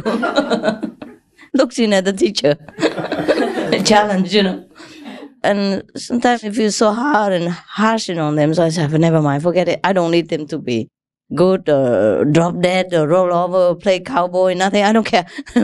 Just leave my dogs alone. Because sometimes I saw it one time. That's why I stopped. The trainer put the leash on my dog person and told him to walk. He didn't walk, so he dragged him. So then drag him, the head bang on the floor. Oh, that's it. That's enough for me. That's it. I kick all the teachers out. Ow, ow, ow, ow. No more. No more. I pay already the full cost for the dogs. But I don't care. I say, never mind. Don't worry. My dogs are better than mine. It's okay. And then I don't care, but they learn anything. I don't tell them to sit ever, but they just sit. I remember the dog person in Hungary. When I first met her, she never sat. Remember, I told her to sit. I learned Hungarian, told her to sit, and she to walk away. But after I took her with me, every time she comes to me, she sits and looks at me. Just sits by herself. And she loves me so much, she chased all the dogs away. When I first came to France for a while, in a big farm. And she just loved me so much. I don't know why she changed. And I don't particularly just treat her well alone, but she suddenly turned and she just loved me so much. Every time she comes in front of me, she just sits because she knows that's the thing I wanted her to do in the beginning, and she didn't. And so she just sits like that. And every time if she knows she wants something or she sees me, she just sits, just to show that, yes, I do it, because I love you. Yeah. Don't need language. She doesn't need to talk to me. Oh, she's so lovely, so sweet. But with other dog people, no, she's the boss. She keeps chasing Hamid, the blue eyes. He's very hyper, always wants petting, always wants to hang around. Oh, he's never quiet. If you stop your hand, he goes, you have to keep petting forever until your hand almost falls off. So, that girl, the Hungarian lady, she knows it. So from then on, she took it as a duty. She trains him. Everywhere he goes now, she goes, nagging on top of him. She's taller than him. And that boy is a very strong, very bad boy. He's not easy to be tamed, but she's tamed him. And if he begins to get hyper, she comes, puts her head on top of his neck, and that's it. Wherever he goes, she just follows like a twin, She won't let him go, ever. My God, I feel sorry for him. I couldn't even separate him. When she's on her teaching spree, that's it. Only her student matters. She doesn't train anyone in the house except that guy. Because she knows he bugs everybody too much, And me, all the time. Nobody can ever get close. If I sit, that's it. Only him. He's spun across the whole sofa on top of my legs and hyper forever. Keep looking at my, more, please. or throwing balls, Keep throwing and throwing, and he brings back the ball and puts it on my lap or in my hand, so slimy, full of drools, and you have to play with it because he necks you if you don't, Like I said, no, I don't want to play, and then he put his head under my arm, push it up like that, and put it on the ball, so slimy, terrible. So she knows that I don't really like it too much, so she took it on herself, took a man into her hand and trained him. She trains him, the only one. She doesn't care about other dogs. She doesn't mind. Normally, she doesn't care. She really trained that guy. Normally, he's very aggressive. Nobody can, no other dog can. He's okay with the other dog people, but he doesn't listen, But he has to now because she never relents. And if he doesn't listen, she bites his ear.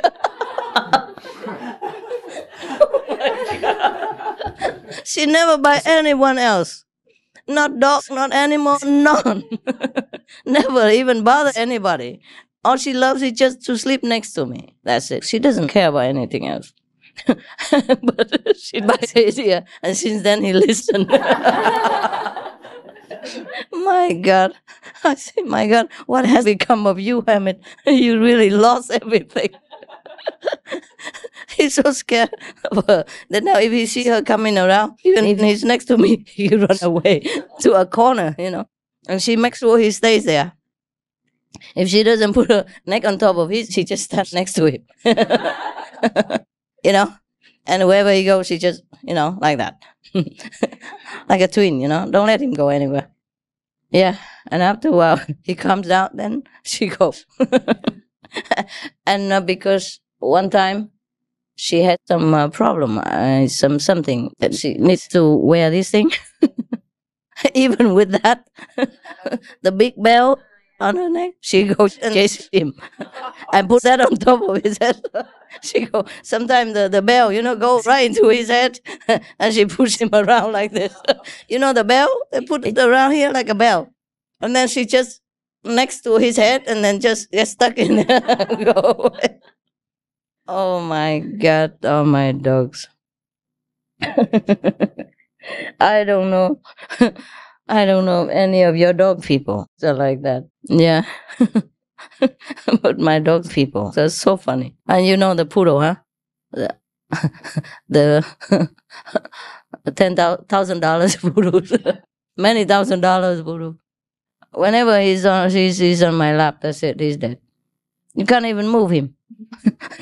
Get up, go eat. He doesn't care about anything, that guy. They all have different characters. So I don't know how anybody doesn't love dogs. Or treat the dog people like that. I don't know why. I mean, you don't have to treat them like the way I do, but at least give them shelter, good food every day. And clean water. Not like give them once every 2-3 days like that. It's horrible. Even you yourself don't eat every 1 or 2, 3 days unless you're poor, no? Terrible. I can't bear it. They're so lovely, you know.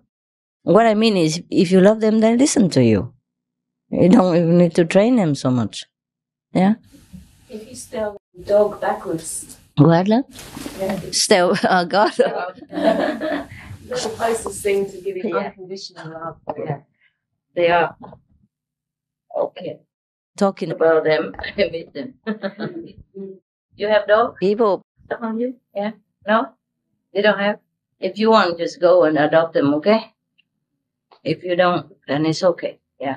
But if you see some dog person in trouble, you gotta help. You can buy it and give it to the good home. They don't sell it expensive, you know. You can buy it from them, from the terrible owner, and then give it to the shelter. Huh? Don't give a lot of money, otherwise they will think it's a good business. They will go get another dog person, and then you come over and buy another one. You have to bargain with them. Say, well, it's an old dog person, and you don't use too much. You know, it's a pity and that. And then give some money. Most people are glad to give. So if they treat the dog person like that, it means they don't really care about the dog person. So they're happy to give it to you. Maybe free or for some money. Yeah. Just pay as much as you can. Say, that's all I can. Just help them. Huh? Because I cannot talk. You see some dog people hanging outside in the yard forever. In rain, shine, snow, anything. My God, imagine it's you. Mm-hmm. And they're so helpless, you know? Mm. So dependent. They couldn't do anything about it. They couldn't tell anyone. Can you imagine that? Luckily, England doesn't seem too bad. Some of Europe and New Zealand's not good. Yeah? I don't know why. I'm not sure. Even any good country still have somewhere, you know, they do that. Mm. I'm not saying that any country treats dog people badly, but some are terrible. In China and all that, it's terrible, terrible. You know, we're so backward, this planet, yeah? And even though we elevate people up to a certain level, it's the souls that go, their habits are still bad, you understand? That's why there's still a lot of, you know, conflicts around the world, eh? Okay, we don't talk about that anymore. I'm just telling you, anything on this planet is very painful for me to watch. It's not easy to live here. Not just because you have problems and conflicts with other people, but other things you see, what people are doing to each other and to the animal people. It's horrible. Sometimes you see some film with violence and cruelty like that. Some real life is like that too. Sometimes even worse. You know? Sometimes it's even worse. If you want to be happy, you have to be blind, deaf, and dumb on this planet, you know? Anything could hurt you, right? If you have feelings, it's horrible to live here, no? And if you turn on the TV, there's all kinds of violence and cruelty and misery. Huh? It's terrible to watch it. You can't even watch it. And every time I turn it on, I said something. But at least sometimes it's okay, you know, Red Cross or animal people. So I have a chance to give them money. I gave the Red Cross some money last time. I gave it from somewhere else, from Spain, not here even. And just through credit card, you know, just name and credit card. But they found out my address. That today they sent me a letter, thank you, 2 months later. I didn't know they could do that. Yeah. Well, send a letter. I'm not kidding. Because I didn't want to have all this, you know. So I say, so it's easy because I'm not even in England. So I thought they would never, you know, bother.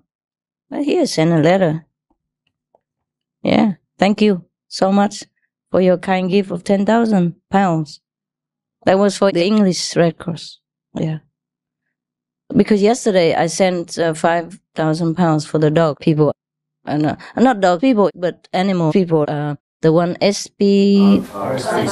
Yeah, because they advertise it on the television. So I called them.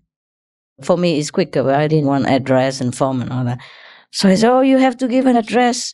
Otherwise, we can't do it. I said, well, you take £5,000 now or you don't. And then I said, okay, give us your number. And at that time, I was confident that it was what I wanted because of no address. But today, I just received a letter from the Red Cross, so I'm not sure how confident I can be. Because I also didn't give it. Yeah. I even told them, I said, I just want to be anonymous and help. They say, well, you can send like £1 a week or something. I said, no, I want to have it one now lump sum so you can do something with it because I have many dog people already. I have many pets. I can't have any more. But I hope that you guys can do something that I cannot, the way you advertise it, then you can do it for me. So it's quicker if you have a bigger sum of money. And they wanted an address and all that. I said, no, I just want it anonymous and quick, okay?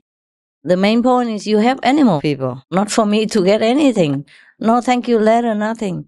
So, it's okay, they got it. Because originally I also didn't want it. They say, not possible, we need to have an address and all that. I said, but last time I gave it to the Red Cross, I didn't ask for the address or anything. They said, oh, really? Okay, let me talk. And okay, good. I say, you can have £5,000 right now. It's quicker through the thing, because they wanted me to send a check. It takes a long time, foreign checks take a long time. 1 week, 2 weeks sometimes. So I said, you take it now, £5,000 or not? And they say, yes.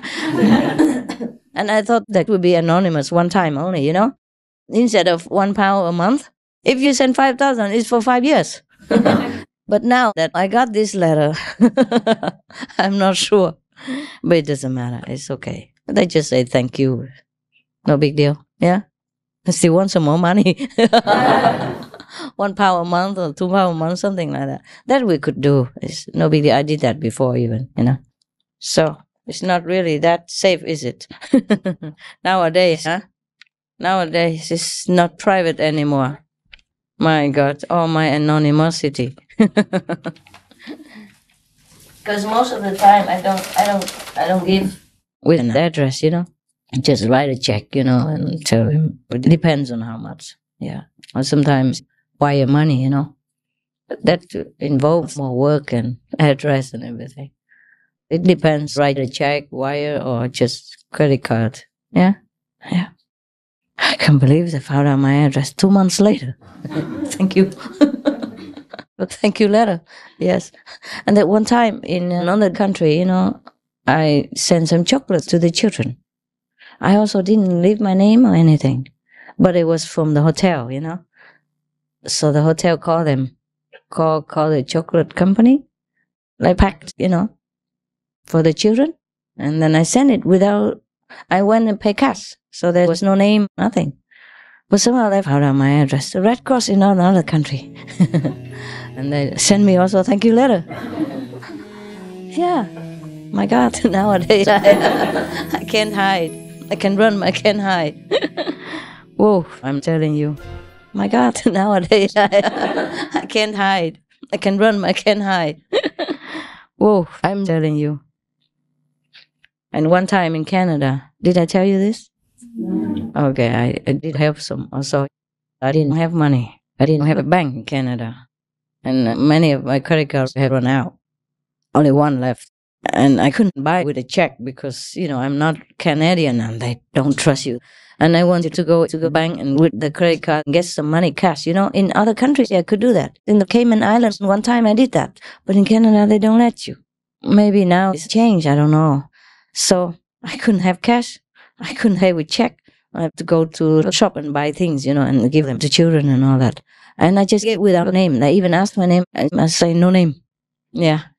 Fine. So I give it because I heard that the fire department give gifts to children. So I brought a lot of toys, and then give it to them. Okay, fine. They accepted it. A few days later, an article appeared in the newspaper. We thank the mysterious lady with 3 truckloads of toys. We want to know where you live, but wherever you are, bless you and all that. And the fire department told the newspaper. They even went to check the shop where I bought, whether the credit card belonged to me or I stolen it or anything. We checked everything with the police, and this was her credit card, all right, and nothing happened. Can you imagine? Yeah. And the next time I bought for somebody else. And then I did it many times. Only that time they told the newspaper, yeah? I did it many times again, and they've been stalking me. I didn't know that. Of course, I bought with cash and came out. I mean, credit card, because I couldn't get cash. I only have that credit card to rely on. I max them out every time, you know. So one time, some newspaper wrote, "Why didn't she buy with cash? It's easier. Nobody would know where she is or her name." I didn't have any cash. They didn't know that, okay? Yeah. I did give some cash, but only by taking it from the credit card and put it together and then giving some cash to some houses, but not the amount that I bought. You can get money out of a credit card every day, but not the amount that I bought. So we got some cash to give to some different charities, but for the things I bought, I could not get so much cash. So I had to pay with credit card. My credit card is very good, high quality, big money. Some newspaper even wrote like that. She must want to set an example for us, otherwise she could have paid with cash and nobody would know. I know that. I just didn't have any cash. Not enough, you know? Maybe 5,000 or 6,000, but not more than that. So 5,000 or 6,000 I have, and I have to give it to some different charity for that purpose because I needed cash. And so I didn't have any more. Whatever I have, I give already. So we have to pay with a credit card. One day, the 4th or 5th time, the newspaper got there. We already loaded everything into the car and we're ready to go. And I came out with the address of where to go, you know, happy. Hey, I got the address. And the lady with the pen came and said, "Where are you going?" I said, "Who are you? Why? And she said, "I'm from such and so newspaper, you know." I said, "How did you know I'm here?" I said, "Well, I got informants everywhere." It turns out that somebody called her and she gave some money, of course. It was not from the shop, no. The shop didn't. It was one of the customers of the shop, almost like a poor guy or something. He called so he could get some money, you know. I don't know how much she paid. And then she insisted that she has to follow me everywhere. And then she wanted to take pictures and all that, but I didn't allow it. I said, please. And I just give her a short name, you know. I couldn't tell lies. It kept probing. So I give her a short name, not the whole name.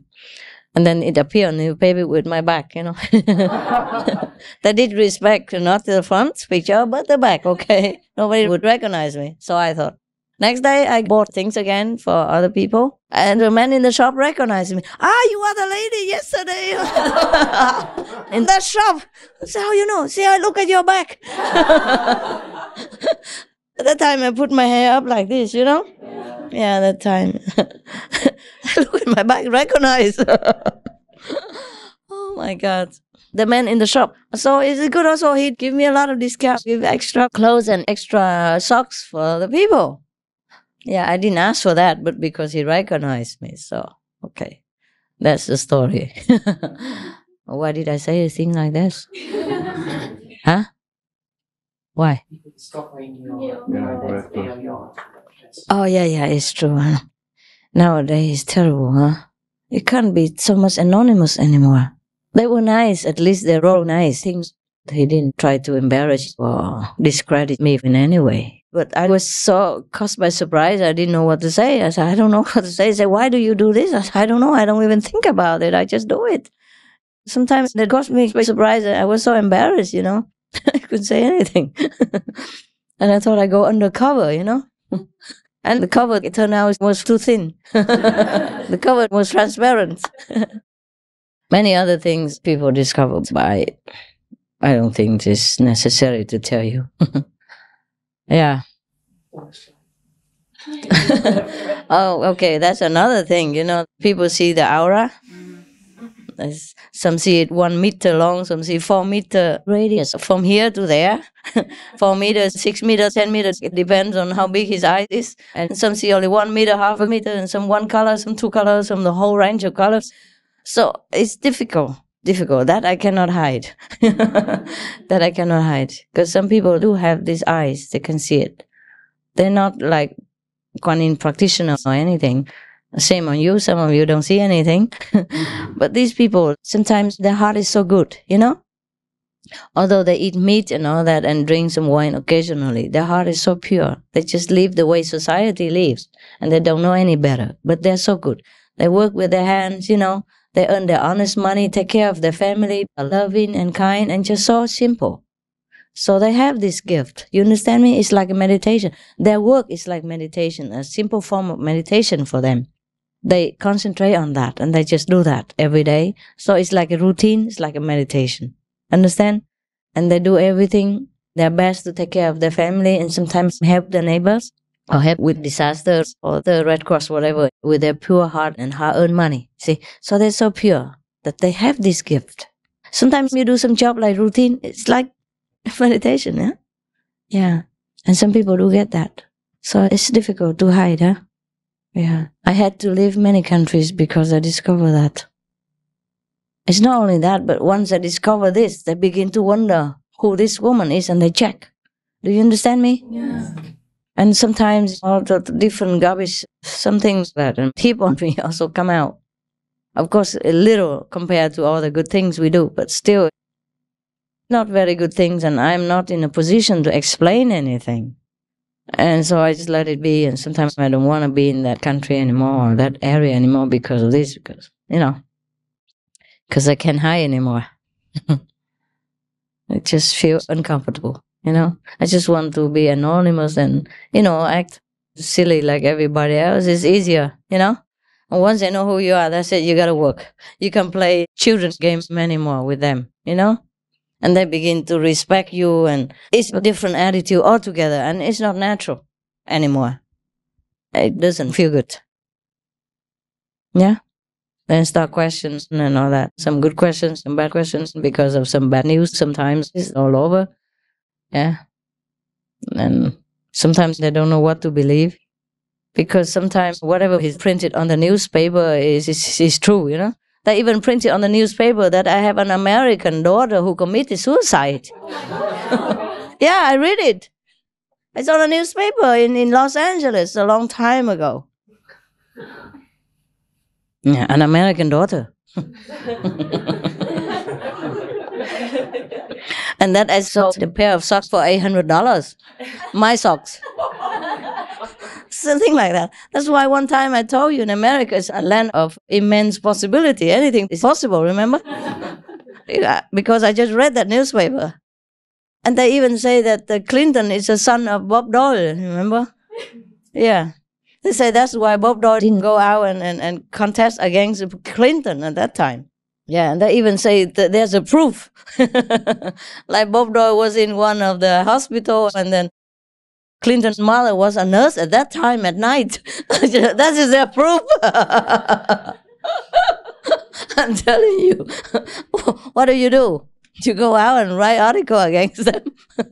If you write one, 10 more spring out, because it's so exciting. They love it. They love to be fed, more flames. You see what they all tell about the British royal family, maybe some a little bit true, but nothing like that, nothing in that proportion.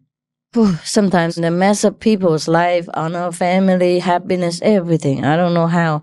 I mean, look at the poor Prince Charles, I don't know how they survived their relationship up to now, even if they are bad or whatever, I don't know how they survive it. And they haven't done anything to anybody. Okay, maybe he has a secret lover, but that was his love before he married. And maybe he couldn't forget it. But you should be happy for him. And he's a good man. He's so faithful. He was maybe forced to marry someone else. But he doesn't choose beauty for real love. He really loved a woman, and he does love her.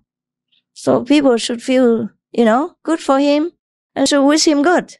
And should recognize the good quality in him. That he's so faithful a guy. He could have chosen many other beauties or hang around with many women he wants, but he loves the woman that he loves. And that's the real love. And people should recognize that. My God, how many men you find nowadays stick to a woman all his life like that. Especially he's a prince. And if people say that I love Princess Diana, of course I love her. I feel sorry for her as well. But what I mean is Prince Charles is not much to do with that. I mean, he can't help it either, He can't help his heart that he loves someone else. And he tried his best to do his duty, what was expected of him, but it didn't work. You see, that's the thing when you force somebody to marry somebody. It messes up everybody's lives, huh? But at least you can recognize a good quality in him. He's a faithful person. He could have any woman he wants. Why does he have to go through all this humiliation and trouble just to love somebody? So why doesn't anybody recognize that? Everybody loves Princess Diana. We all love her. But it's not to blame him either, right? He tried his best. There's not much he can do. Not much more, He's tried his best, of course. The day Princess Diana died, we felt like the world was darkening. I felt like that myself. Because she was so much light and so beautiful. So I can't believe this thing happened. I mean, it's so rare that you have a beauty so bright in the world. So when I heard she died, I feel like the world darkened a little bit. But like, literally. Because there's no more such a beautiful face to shine around anymore. And I don't even know her, I mean, we don't know her. Just that she's so beautiful and so kind and so good. Karma is something very funny. It plays hell on everyone. It's terrible. You don't know whom to blame and what to say anymore, yeah? Oh, I hope he's happy now. Huh? At last? No? I know. But I didn't know until many months later because I don't read the newspaper. I was maybe in a cave or something. I don't often, read the newspaper, only when I'm out like this, And in the hotel they have it. In the hotel they have TV, so I watch it. I become a couch potato in the hotel. I have not much else to do. And newspapers I don't read. I was married already. Good. At last, yeah. Yeah. I think the British people probably don't say much. It's just sometimes some newspapers make it so bad. Yeah. Just to sell. Again, it's about business, about survival. Because if the newspaper don't write some extraordinary things, they couldn't sell either. They couldn't survive. That's the thing. So everybody all come back to to square one. It's all about survival. But we should not, sometimes we have to never cross the line, a thin line between morality and convenience, or survival. Very difficult, right? We try. That's why a lot of people, they eat meat and take wine because it just feels good, tastes good, and wine or alcohol makes them feel good. But it doesn't help them in the long run, It ruins them. A lot of people drink wine, drink alcohol, and do a lot of bad things. Like in America, statistics saying many thousands, tens of thousands of babies, they call them bastards, no father, were born because of Christmas. A lot of pregnant women after Christmas go drinking and then fool around, don't know whom even what. Yeah. And a lot of employees have been fired after a Christmas party. A lot of divorce after Christmas parties. A lot of unwanted pregnancies after Christmas parties. So I told you yesterday already, not only they kill chickens and turkeys and pork and beef, whatever, to fit their own so-called happy day as Christmas and wish each other Happy Christmas, Merry Christmas, whatever. I don't know how people understand this. They turn something holy, sacred, and a truly happy event into such a mass massacre and feel happy about it. See, so ignorant is the world. So if you guys in any way try to pass that vegan message or spiritual way of life, that's very good for this planet. Together we can make a little difference or big difference. But it's a long way to educate the whole masses out there. It's a long way because it's only recently that the world has been awakening to spiritual awareness. After so many disasters and bombing and warring and all that. Before that, it was just survival or just ignorance. Too difficult. Before, life was harder, so they tried to just keep alive. And then after that, prosperity, too busy enjoying material comforts. And then now is a time, that begin to feel that they need something more, that there's something empty in their heart that money, food, sex, drugs cannot fill. And then they begin, you see? That's how so many spiritual organizations and fashion have been booming all this time. It's just good. Yeah. Now is a time, that begin to feel that they need something more, that there's something empty in their heart that money, food, sex, drugs cannot fill. And then they begin, you see? That's how so many spiritual organizations and fashion have been booming all this time, which is good. Yeah. But still try your best to spread vegan around. Huh? Whomever you meet, casually mention, I'm vegan. And why? Yeah? Go sometimes into a non-vegetarian restaurant, explain why. It might not help immediately, but they think about it. Because your logic will wake them up. And they will understand why do they have to kill to live. Yeah? If they go into like a surgery room or look through the glass, you see all this naked flesh. And it's just like all the pig people and things that they eat. When the surgeon cuts the flesh open and it's all wounded and all that, it's the same. It looks so horrible. And how can they put that thing in their mouth? Say that because they didn't kill, yeah, I know. It's alright to eat, but it's the same. Yeah, they didn't kill because they don't see it, that's why. But most people, if they have to kill it, I don't think they can. But still, I don't know. Woof. Survival is a strong instinct, eh? It blurs all kinds of other instincts in your head. It's the Maya that makes it that way. So everybody is kind of blind and deaf and dumb. Sometimes they know it, they see some film about killing and all that, but the next day they forget already.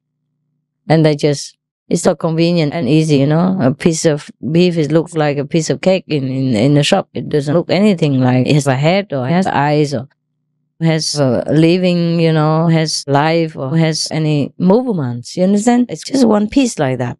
So it's easier for them to forget the suffering of the animals, people. I think in the future, the governments of all the countries will do something, I hope, like the thing they do with cigarettes. Like they put warning outside of the cigarette box, like cigarette can kill, cigarettes do this and that, cancer, lung cancer, shorten life.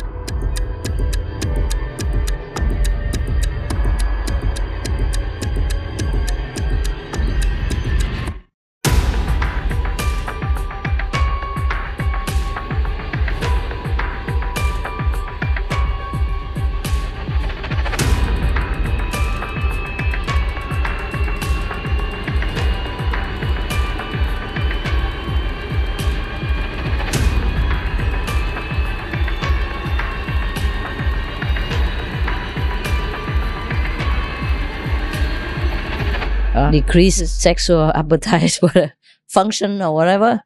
That's what they should do. Huh? If they do that, then the men will stop quick. That's what the research says. If you say to them, okay, shorten their life, we have cancer, or they don't listen. But anything that they say detrimental to your sexual function, they stop quick. The researchers told me that. Reported that.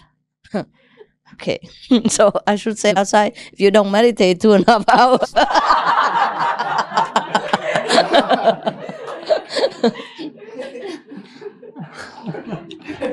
It might work, eh? If you tell lie, it also affects your function.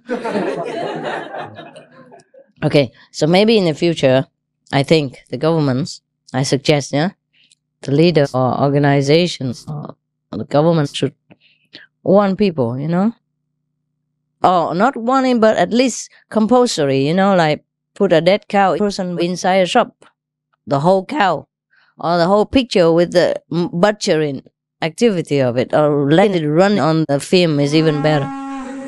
To let people know what is it that they're getting, what is it that they're paying for. Otherwise, I feel like a lie, Just sell them a piece of meat or a piece of chicken like that. It's not a farm anymore. Okay, chicken, they sell the whole thing sometimes, but mostly just half of it or something. You don't see anything. You don't see the way they chop the chicken person alive, the head. You don't see the way they hang the cow person on one leg and let the blood drip one drop at a time to the floor. They don't see the way they cut the pig person's throat while he is kicking. And sometimes miss and cut again. They don't see that. Remember I had to talk called Be a Vegetarian, Be a Hero? Oh, yeah. Yeah. It was aired on the, I think, Pax or something. American biggest channel. What's the name of that? Pax. Pax. Okay. So normally 90 million people watch it. So at least 70 million people watch that day. I hope. I hope they really wake up. At least some of them. If 70 million people watch, how many millions do you think will be affected? Like, how many? 5, 6 million minimum, 10%, right? At least. And some others will think about it. And if they have a chance to read something else similar again or hear something that will be more reinforcing, and then more will come. And 5, 6 million people affect another 5, 6 million or more, because one family mostly has 2, 3, 4 people. So it will be multiplied in time. And those four people in the family will spread it out again later with their family or with their neighbors and their friends. And then their friend, neighbor, spread it out to another few million again. And that few million spread it out again. So that's how it works. Yeah? So I told them also to air something like that in Europe. But did they do anything yet? Find some like big channels? Yeah? Find a channel, yes. Why not? A community channel. Okay. Do as much as you can. But what I mean is something like that. Something with a big impact. Of course, we have to pay for it, eh? Yeah, like, how much is that? Maybe $50,000 or something per section, one time, or maybe more than that. I don't remember. I don't know. I just say do it. I do it for the animal people. Yeah. So our money goes around different channels. Each channel around, Yeah. I can't remember how much that was. It doesn't matter. Yeah, okay. Anyway, because that channel is big, you gotta pay. And it was not cheap, expensive. But some channels are free, some channels are cheaper. It depends on how many people watch. That's what it is. Yeah. All right. What were we talking about? Oh, in the future, I think just like warning on cigarette boxes, they should put warning also on alcohol bottles. At least those strong liquors, that could make people brain dead or damage their brain. The UK government tried to ban smoking in public places. Yeah, they do. Oh, well. Surprise, Ireland did it first. Can you believe it? The one with a lot of pubs and drinking people, and they still have enough brain to do that. Common sense. And the UK doesn't do it. Other countries are still moving slowly now, Many more countries already follow suit. Oh, what a shame. Bravo, Ireland, Good for the country. I really feel very proud of that. And, smoking is no good for anybody. They knew that long ago. Why don't they do anything? Put warning on the packet. But they still buy it. So just ban it in public. At least protect the one who don't smoke. But, sometimes it's terrible. Like my hotel, I stayed on non-smoking floor. But still, I smell smoke in the bathroom. Why? The next door, they sneak in there and smoke. They don't respect too much. Every day like that. Because sometimes people are really not respectful. They think they go in the bathroom and that's good. But then it still flies to my bathroom, because they put the ventilator on and they connect it with each other. And sometimes I say, okay, they like it. They like to go in a non-smoking room and then smoke. You know what I mean? Just feel like rebellious or something like that. So in the future, you have to put not only ban, but penalty. Just like in the airplane, if you go smoke in the laboratory, they say the penalty is $2,000. For example, like that, You can put that everywhere, even in hotel. If you're caught, then you should pay a penalty. That's the way they should reinforce it. Because just talking is not enough. People are not that disciplined and not morally honest enough. So we should do that, And also they should put labels on alcohol. Like alcohol can damage your brain and cause a lot of sickness like what.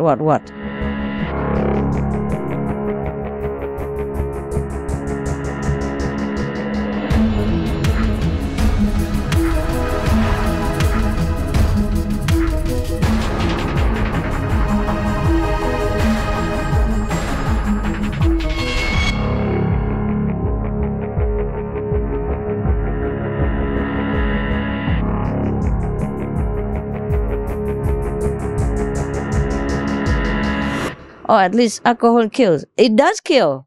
Drunken driving kills many thousands, hundreds of thousands of people every year around the world. Everybody knows that. And not to talk about killing. So people who rather get killed than being maimed for whole life, and be a burden to a family and society and cause suffering and sorrow to that individual and the people concerned. That's even worse than death. You understand me? Yeah.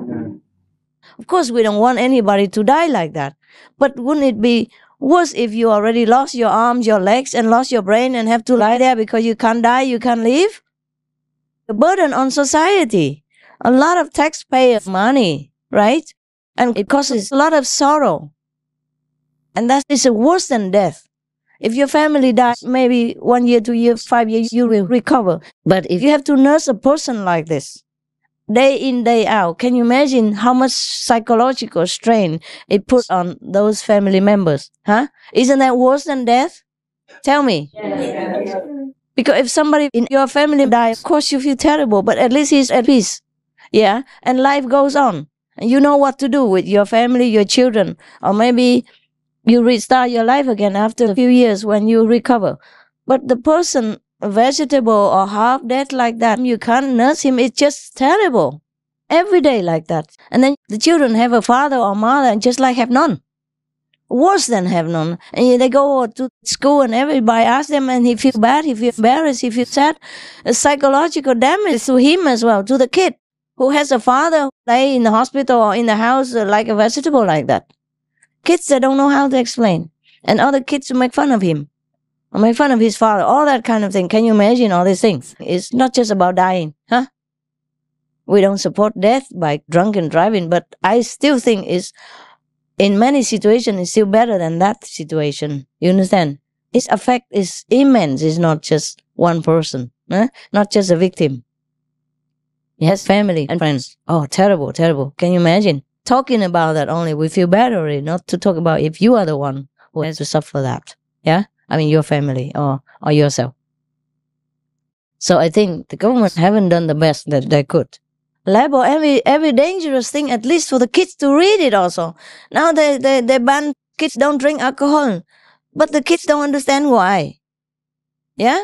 If every bottle he picks up, it says damage your brain, reduce your intelligence, impair your judgment in every way. At least the kids read it and he knows why. Okay, that's why. It just talk on television once or say it on the newspaper once. The kids don't read newspapers. And they don't run this ad every day on television for the kids to see that alcohol is bad. And just tell our kids don't drink. And kids are strong and rebellious. And when you say no, they sneak and do it some other way, or they try to do it themselves, or stealing it. Yeah, or daring each other to do it. Yeah, or break into a pub to get that. It's no good, is it? Why don't they put a label on it and a warning on it at least? Tell them why, just like the way they do cigarettes. At least some people come to their senses, or the kids, know it from the beginning already. That is really bad. I'll put it that it will damage your sexual function.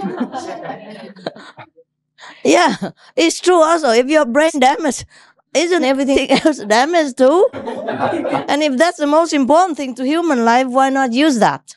Why not tell them truly? Yeah? I don't know about you, but if you're too drunk, can you even function? Talking about that, huh? For a man, if you're drunk and then you drive outside and then you kill a lot of people. Or yourself also, yeah? I don't know why. Okay, if you allow selling alcohol, then you have to tell everybody like that, just the way they do with cigarettes. Maybe some people still buy it, but at least some people think about it. At least the kids who have not started, pick up the box of cigarettes and listen to the warning. The intelligent kids. At least you save some intelligent and sensible kids. Yeah?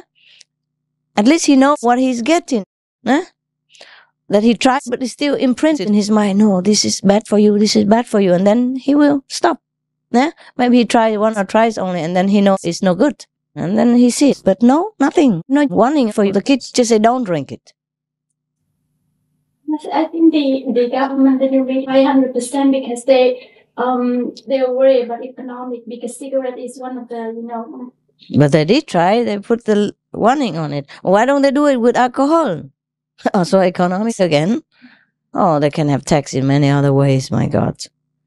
If you stop the wars and don't produce any more weapons, you will have a lot of money. You can feed the whole world free of charge. That's what it is. The government should put one in on everything that kills. Yeah? Be it liquid or soft or hard or anything. That's the way they should do, because they are leaders of the nation. They are obliged, to protect the people. Yeah? Instead of waiting till people dying or sick and then get a lot of taxpayer money and try to cure them. And sometimes it's not even possible. Too late, And even if they can manage to cure it, the patient has gone through a lot of suffering already, and the family gone through a lot of trouble. Yeah, emotional and psychological pain.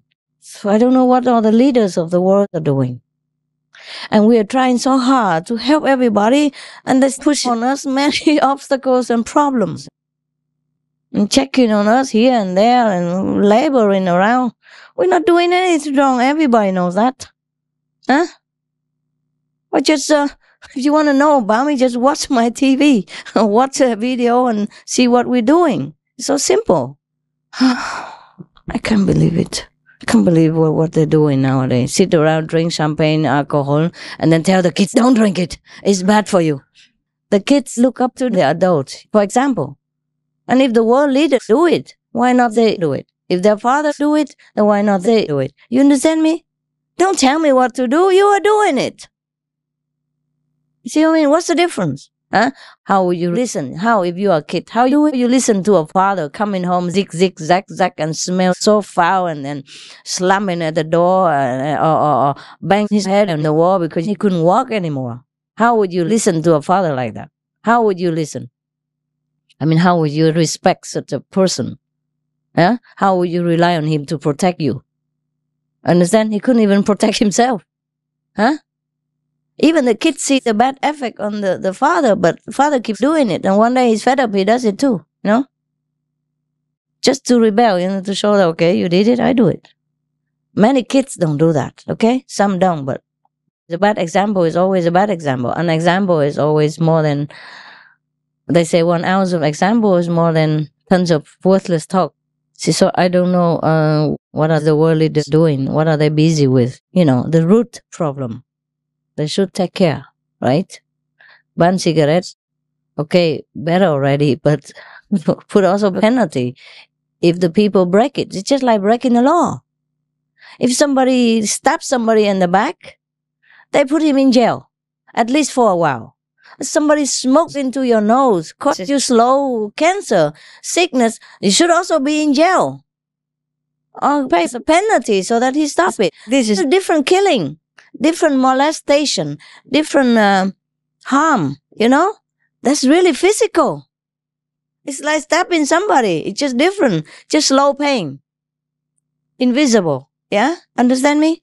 Because secondhand smoke, everybody knows. That is also very bad. It kills a lot of people, inflicts a lot of pain, makes a lot of people sick, and strains the national social security money. Everybody knows that. Don't do anything. What's the use of worrying about economic setback if you want people don't buy cigarettes, or that people will buy less cigarettes if you have warnings? When you use the money from the tax of that and then pay for the patients. It's more expensive. More expensive? Research, yeah, more expensive, number one. Number two, inflict a lot of pain. It's not just the money only. A lot of physical pain, emotional pain, and it damages the nation's intelligence. There's so many brains out there has been damaged by smoking, by alcohol. And we could use that to build a nation, to build a more peaceful world, more intelligent, more reasonable. So before 100 years ago, some time ago, alcohol was still banned, still forbidden. I don't know why they let it go. Huh? Everybody knows it's poison. I still let it be, bought openly. Yeah? Okay, they say, okay, only adults can buy alcohol. But how you stop your children at home to drink it when you have a bottle of whiskey hanging around all day and you drink it all day, or some day with your friends, look so cool, you know, on the rock or whatever, and you talk happily together and drink. And that's a very good picture for the kids to think, oh, whiskey makes you happy. Or when a romantic occasion, you sit together and drink whiskey. Oh, drink whatever alcohol. And the kids said, oh, if I want to be romantic, I have to do like mom and dad. And then invite her girlfriend to come out, talk her into drinking alcohol together. So as to have to fit in with the picture of the romance, you understand, on the film or in the house. The whole society is teaching garbage, teaching all the garbage. And expect the world to be in order, peaceful, and the children to be obedient, nice and intelligent and graduate and, you know, good citizens and all kinds of stuff. How do the kids survive this world to be a good citizen? Looking at that example that we adults make. I turned one airdrome into a whole vegan. It was one time I did that. Yeah. There was a lot of pilots coming to that airdrome one day. I fed them everything vegan and all that. And then I say, change this, change that, change that. Of course, at that time, I knew that person, I could do it, but I can't just walk into any airport or airdrome and say, change this, change that. But I do what I can, whenever I can, you see. Change that, or alcohol out. We have non-alcoholic beer for the future, non-alcoholic wine, non-alcoholic champagne, fruit juice, anything you want. And vegan food. And the other pilot, I said, why we do this? I said, look, your son here, 2 of them, they love to fly with you, no? Yeah, they do. They love to be a pilot, no? He went every day checking into the computer, you know, simulating flying, did it alone. So he wants to be a pilot, yeah? And a pilot, you know, should have clear vision, clear head. For a pilot, you must be always clear because you carry a lot of lives and responsibility with you, you know that. And this little boy here, only 8 years old, wants to be a pilot. And all of you come in here every day after flying, drinking and smoking. What an example you make for him, huh? So they're all quiet. And then all alcohol gone. Vegan restaurant. The restaurant became vegan. Of course, to send people, teach them how and cook and everything. Yeah, your words do make a difference sometimes. You just have to say it. People can take it or not take it, but you say it. That's the way it should be. At least in restaurants, if not on the label, at least in restaurants, say alcohol kills. Yeah? Why just cigarettes? Cigarettes kill even less than alcohol. Alcohol has a more immediate effect, you know? Because if somebody gets drunk, he goes wow, and somebody just provoke him, they fight and then they kill each other. Or get wounded or stab or, you know, damage each other's bodies. You understand? It's even more immediate. Why not put a warning on the bottle of alcohol? I don't understand this. And it damages your brain. Everybody knows that. And the brain doesn't grow back. Unless you drink very little mild alcohol and in a span of time you don't drink, then it gives a chance for that brain damaged area to grow back. But it won't grow forever. If you keep killing it again, then it won't grow again. Understand? And if you drink very strong alcohol, your brain damaged forever. Whatever part that it goes into, it damages the nerves, and it won't grow back. Everybody knows that. I mean, at least many people know that. Nowadays, you can watch TV, you read newspapers, you cannot say you don't know. Yeah? And why not put a label, a warning on alcohol bottles? Why not? And even later have to put also in the meat shop and everything. Every piece of meat, print on it. You are living on dead bodies. Somebody has been killed brutally for your meal today. And then at least they know it and then they have a choice. And put some picture of dead cow people or brutally murdered all over the wall of the butcher shop. At least they know what they're paying for. It's not an honest job. Even to sell something like blind, you know, like blinding people to buy it. It's like cheating. It's not honest, is it? Huh? sometimes a piece of meat is not really meat, but they make it like ham or sushi. Yeah, they make it. Yeah, even. The sushi, but the kid doesn't know that. Yeah, they don't know. And there was one kid, and I know one person, and he has a nephew, so young, only 4 years old. He doesn't like meat at all. And he likes things without meat, but the parents keep forcing him to eat it. Sometimes he's sick and all that. So I said to that friend, you have to convince the parents to let him make a choice. I don't know what happened now. I try my best. So of course you cannot tell all the people in the world, but tell whom you can. Okay, do your best. And it will bear fruit. If we all try together, it will bear fruit. Yeah? Air on TV, radio, pamphlets, leaflets everywhere. Be a vegan. At least today, save one life. Save an innocent life, and print a leaflet with a cow person hanging on the ceiling with one leg. Print that on. Let them have a look the way they kill them. Also, the Vegetarian Society in the UK, there's quite a lot of work on that. Mm-hmm. There's special programs for the schools. Yeah. So for different ages, Mm-hmm. where they can be taught. Yeah. So where you have to present it to the school, to your local school. Mm-hmm. And t-shirts, so they've got a face. Yeah, I know. But this got a face. This is not what is. Just print a picture with a cow person hanging on the ceiling and a butcher with a knife, and then it's more than 1,000 words. That will really hit somebody, I hope. Or at least hit someone. Yeah? Do something. At least if you can't rescue them spiritually, rescue some poor animal people. Yeah? If humans don't listen, then at least rescue the animal people. God.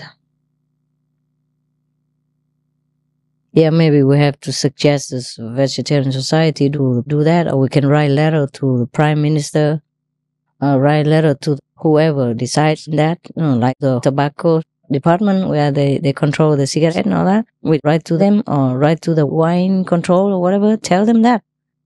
Maybe write it again and again and again. And they'll think about it. Maybe they throw it in the dustbin, or maybe somebody will read it. Maybe it will affect somebody in some country, somewhere, sometime, somehow. Yeah? If it doesn't, then you lose a few pounds on stamps. But you do your best, okay? The last magazine had some good articles in about the effect on the environment of the meat diet. Which magazine? The R magazine. Oh, of course. I talk about that since I was beginning the mission already. Everybody knows that because you use a lot of water, clean pasta, damages the environment, everything. Anywhere, they rise cattle people. 50 years later, cannot plant anything because of land. So hard. Many things. Yeah. Not just that. It's good. You can copy that and send around. Or put a cow person with a hanging leg on it. One leg hanging. And, oh, God, it's terrible. I couldn't sleep for many days.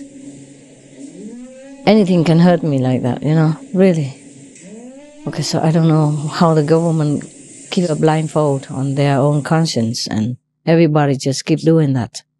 Many people can do things, in their power. Of course, they're pressured also by other businesses and all that. But what's the harm of wanting the society to keep the children safe? Okay, the adults that already damaged, but the children, what have they done, to deserve such a mess society like what we are in? They're growing up following their father's footsteps, drinking. When you're 18, that's it, you can drink alcohol. My God, what a big celebration. It's like a habit. So if you don't teach your children that, they will never like it. So I don't know what they're doing. We have to try, to help everybody, okay? In your power. If you know anyone in the government, or if you know how, you can write a letter. Yeah? Things like that. And sign together, whatever, okay? Tell them maybe you should do this, should do that, yeah? Penalty for smoking. Warning in the meat shops. Warning on the bottle. These things are more simple. If they can do it with cigarettes, I don't see why not with other things, like alcohol, yeah? So maybe one day it will happen, okay? Maybe we'll try to do something. All of you, any of you, if you have any chance to do it, just do it, okay? One person might not work, but many persons together. We can write letters and many sign, and send it, It might be helpful. Same letter can write and send it everywhere. What else should we do to clean up the planet? I think they could take kids at schools to the farms, couldn't they? Children take a dog. Yeah, of course. When they do that, you should want in schools as well. They should put label everywhere, like drugs kill. Drugs make you less intelligent. Drugs make you addicted and dependent. Drugs deplete your money and, impair your sex function. It does. It does. Why don't they say all these kind of things? It's really true. It makes you weak and dependent and pale, bad looking and smelly and old and everything, sick. Why don't they write all that in schools? Don't just say ban the drugs or anything. You have to explain all this as well. Because not every kid can read all this. They're too busy learning at school. And the teachers don't say anything. Or say once or twice not enough. You have to put, slogans and things like that everywhere about drugs, about alcohol, and about meat as well. Say a living being has been murdered for your dinner today. Say that on a piece of beef or pork and see how many people will still want to buy it. And let them think. They really murder some beings. What do you call that then, huh? To kill somebody, you call it murder. To kill some animal people, it's also murder. Murder an animal person. He just run around there doing no harm to you, and you go there and kill him. And that's a murder. Deliberate. What else is there? So we should say somebody has been murdered for your meal. For this piece of meat. Then see how they think about it, huh? Because you don't really need meat to live. We proved it. We don't need it. My God, I talk so long. Are you okay still? No. Don't want to sleep? No. Okay. Yeah, in the future, I think the world will get cleaner if the government really do their job. More moral, more strong, instead of just worrying about the economy. Because this is a bad calculation, Taking in the tax, but then have to pay for the patients. And inflicting suffering even, not just paying and getting him better. He doesn't even get better. Many people don't get better. Even if you give them a lot of medicine and the best equipment, they don't recover. That's the thing. So you waste money. And instead of that, just don't sell cigarettes anymore. Or do something on the cigarette or alcohol so less people get sick. Then we don't have to pay. You know what I mean? Don't have to pay for their medical bills, which is even more than the tax they take in. It's a loss of business, no? So any intelligent government should calculate it well. And then know what is the best business to do. Want people, protect them, and that's their job really. It's a duty of the government, no? So any intelligent government should calculate it well. And then know what is the best business to do. Want people, protect them, and that's their job really. It's a duty of the government. My God. Because you keep losing the battle, In the beginning, cigarettes were forbidden, right? Before. Less, No? Less obvious than now. Okay, alcohol. Yeah? First, cigarettes were not that much. Just some people smoked on some farm somewhere. And then, okay, they let it open and sell and everything. Before, there was also arguing about cigarettes making people sick and all that. But then they still let it sell openly. Lost one bottle. Alcohol, no, it kills, makes people drunk, separates families, maims people, damages people's intelligence, kills the brain, kills many of the geniuses of the country. Fighting, and lost the battle again. Cigarettes, alcohol, and then what next? Drugs? Sorry, huh? You lose one battle. I don't know how long you'll be strong to fight another battle, huh? Why that? Why? If you are powerful and strong, and you know that alcohol is bad for everybody, then you should stop it, right? Yeah. Even if it's illegal, some people still want to to look for it and drink it. It's still less than now. The way drugs are, see? In Singapore, if they catch you with drugs, they just kill you. That's it. Period. They hang you. Period. Malaysia as well. But it's not notorious like Singapore. My God. Last month, they hung one Australian kid, 25 years old, 14 ounces of heroin only. I read on newspaper. It's terrible. I don't want him to die, of course. But at least only one person died and many people live. I really don't want. I think Singapore is also too harsh. But why not ban it all together or the whole world, like alcohol as well? Because alcohol also kills. Why only drugs? My God, just because we accept it doesn't mean it doesn't kill.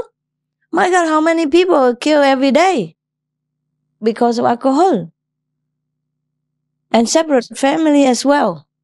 Yeah? So if they kill a poor kid with 14 ounces of heroin, then they should kill all the people who sell alcohol. Because the damage is also immediate and bad and also addictive. And, one of our leaders in England stepped down because he'd been drinking. Yeah, he's getting better now. Let's hope he cleans up and becomes a leader again and learns his lesson. And this guy should ban all alcohol, according to my opinion. If he becomes the leader or prime minister or works in the government, he should introduce this bill. Ban alcohol or at least say some warning like on the cigarette. Understand me? Yeah. Somebody has to do something. What for they sit up there doing what? The most important issue is the life and safety of the public. That's the only important thing first, then everything else later. How do you take care of everybody if they're all dead or drunk or incapable or brain damage and have become disabled? Unless that's the way they want to control people. Unless that's what they want, so that everybody becomes stupid and dumb like a zombie and easier to control. Yeah. So I don't know what they're doing here. Pardon me if any government hears this, I'm telling the truth, I mean, it's the duty of the government to take care of people's health and safety. God. Yeah. If they don't fight it, they'll lose again. Like with cigarettes and alcohol. The film, The Insider, was about the tobacco companies. They were putting more nicotine. Yeah, I heard that. I watched that, yes. Yeah, but then it goes under the carpet again, I mean. But they make people addicted, you see? But at least now, they regain a little ground, like no smoking in the public. Well, it's inching, I think they will do the same with alcohol, at least. Yeah? And then go on with meat. Yeah? Continue.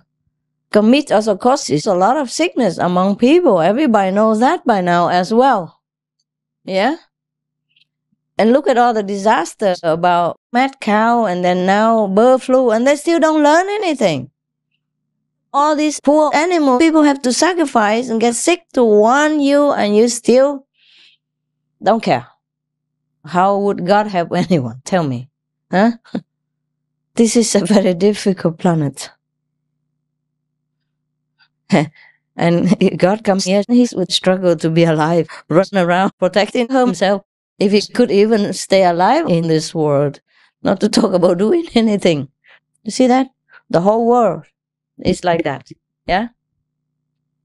The whole world is intoxicated with poison. And you alone, how are you going to wake everybody up and give them anything? They're too drunk to even take your medicine. And you give them medicine tomorrow, they go get drunk again. For example, like that. Yeah? It's difficult. But the leaders need to make an example, I think all the leaders should not drink anymore. Because one drink leads to another. I'm sure that leader, he wasn't an alcoholic to begin with. It's just too many business dinners, political negotiations and one drink after another. First is champagne, then light wine, then whiskey, then whatnot, and then it became a habit for him. He's just a victim. How many other closet drinkers, that we don't even know of and lead the country? How many good decisions can a president make after a cup of whiskey? It's like that. Isn't that scary?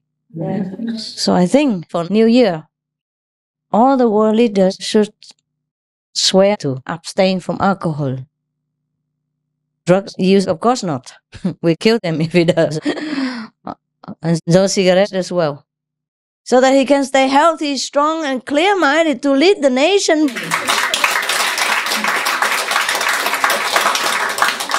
Can you imagine, in the old times, the king or queen, they call them the parents of the people. So much respect is given to a leader of a country. And how does he lead us? Getting drunk at every party. Talking to another leader, drink something. Sit at the round table, maybe somewhere, drink something.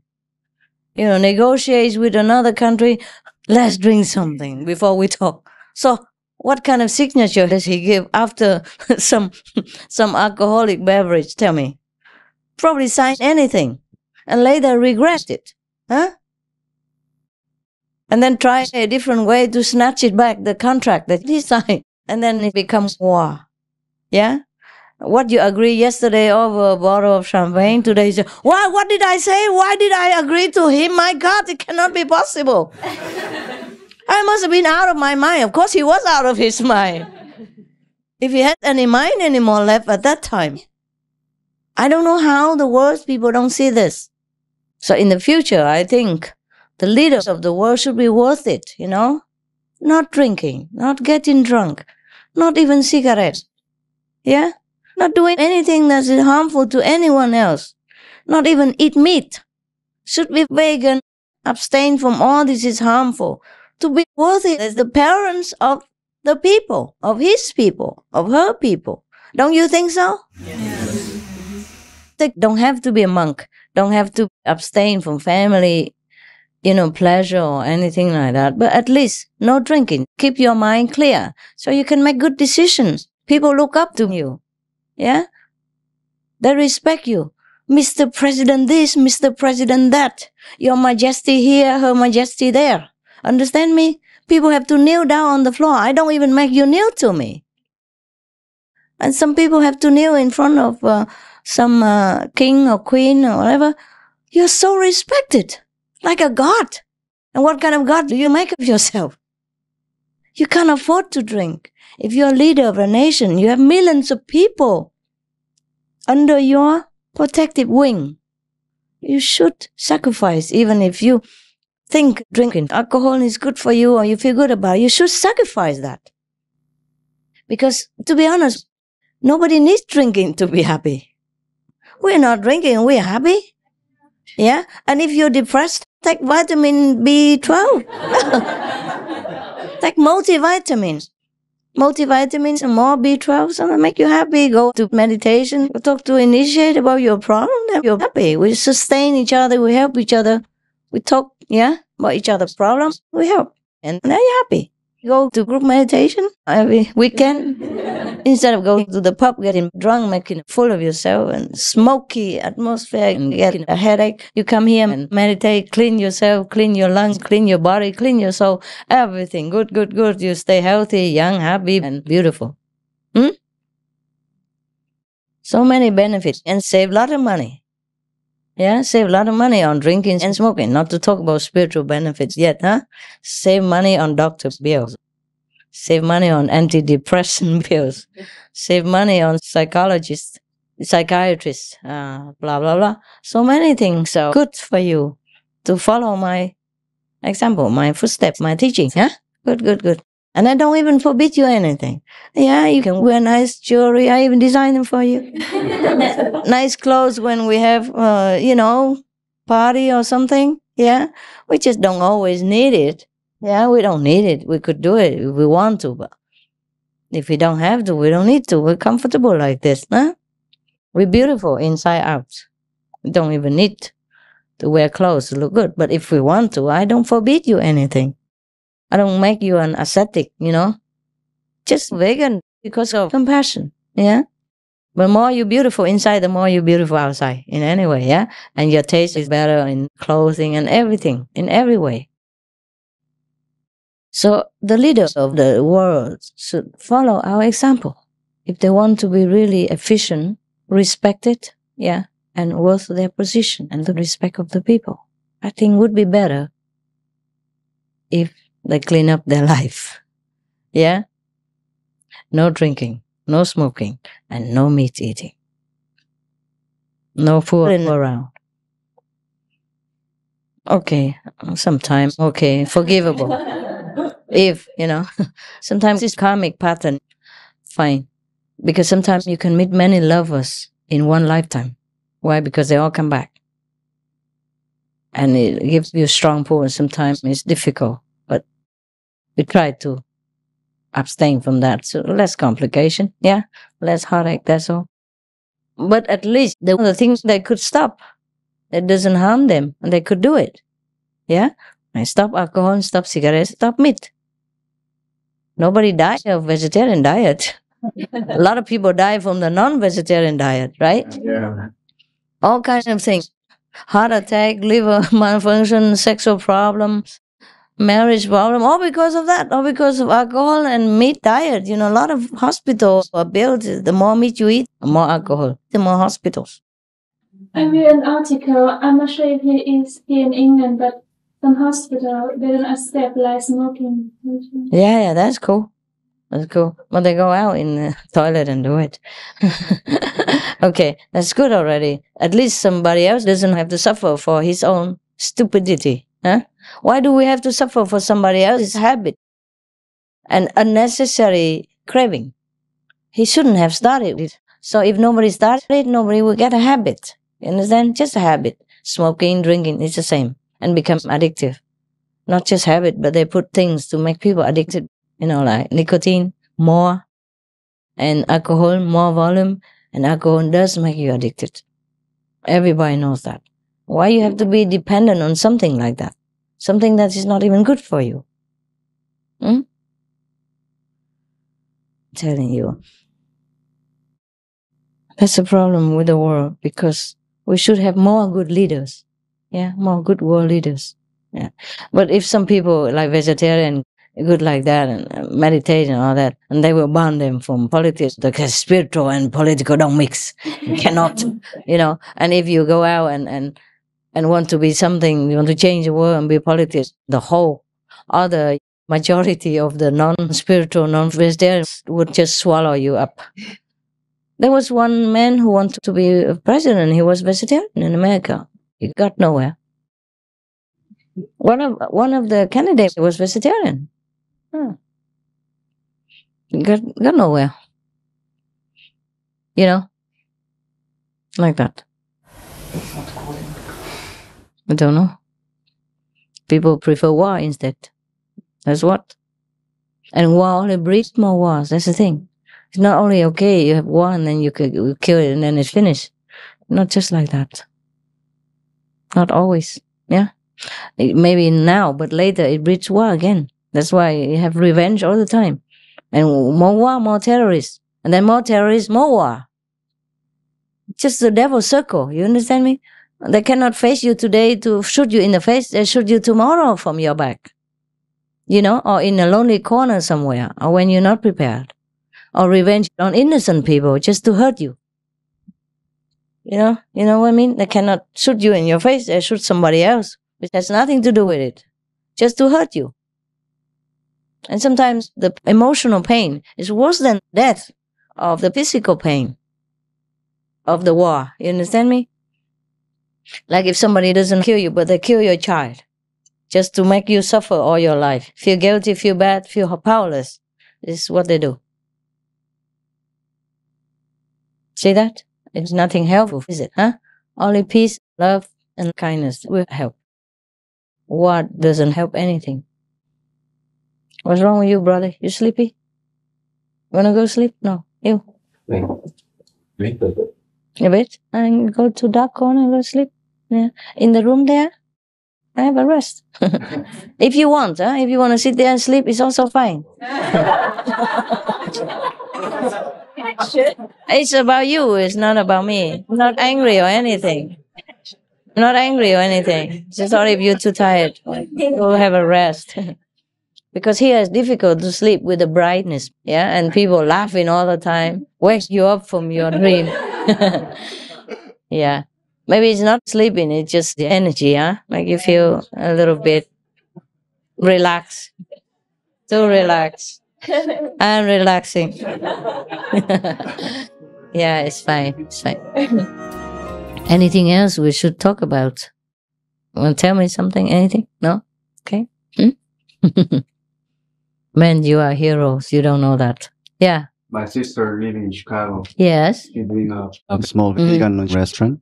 She and my mom and dad live together. All disciples help each other. And they donate some money. Disciples get together, donate some money, help each other, and make a lunch box, vegan lunch box. And there's a small sticker, a master's picture, and some good sentence, why vegan lunch something. Yeah. And we donate 5 times a month.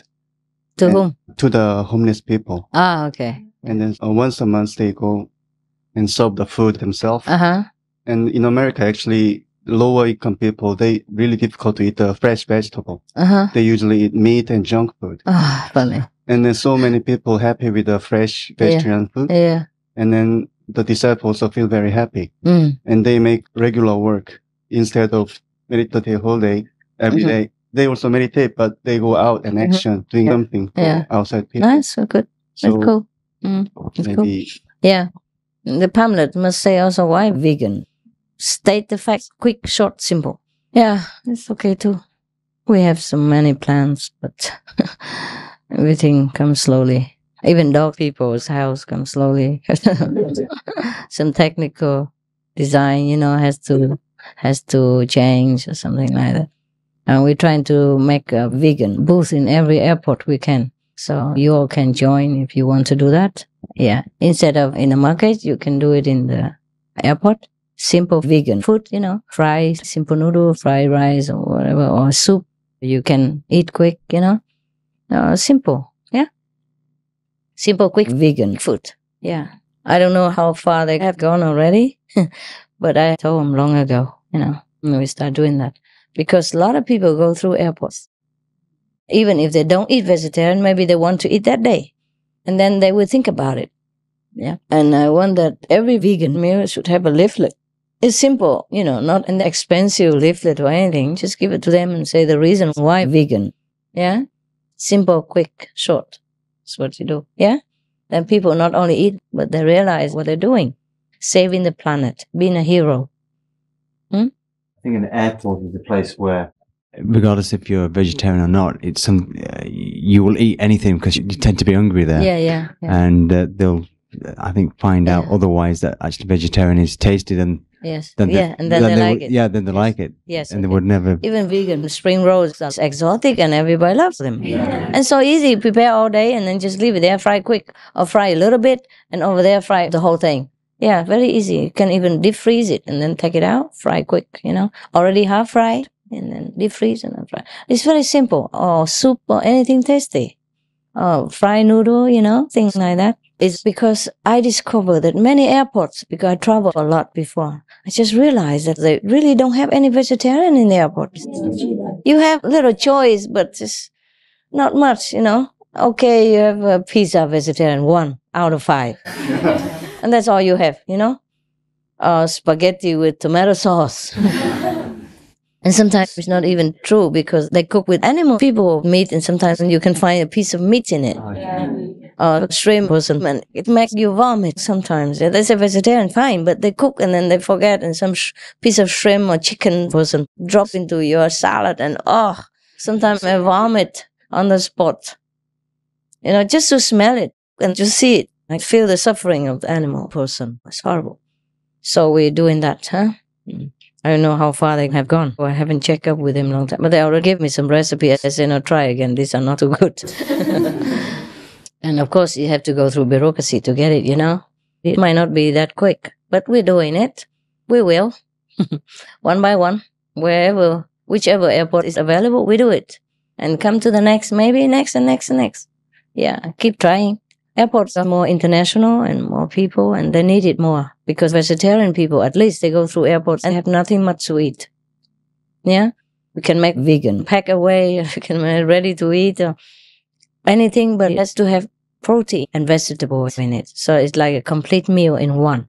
Every dish, even a soup, must have already tofu or gluten in it, you know? So if they eat it, they don't have to eat another thing because they're full already, but it's all just water and there's no... Yeah, a lot of people, my God, even you yesterday or the day before, I looked, there was no protein in it. Just vegetables. My God. Yeah, nuts, okay. Not everybody likes nuts. We're not bird people. Maybe one day we find a good farm somewhere, and then you stay together. Cook good things. Plant vegetables. Are you right? You want to water? You did drink already? Yeah, you should have one, you know. Sometimes it's dry, yeah? As me, I talk a lot.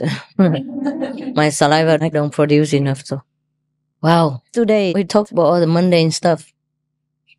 Government and tax and... Yeah, they're all related together, you know. Yeah, if you are a good spiritual person and really pure and really want to change the world and you want to go out there, like be a senator or maybe a president or something, I think very difficult. I say, oh, ambitious, you know, political and all that. And you really just want to help in a better way.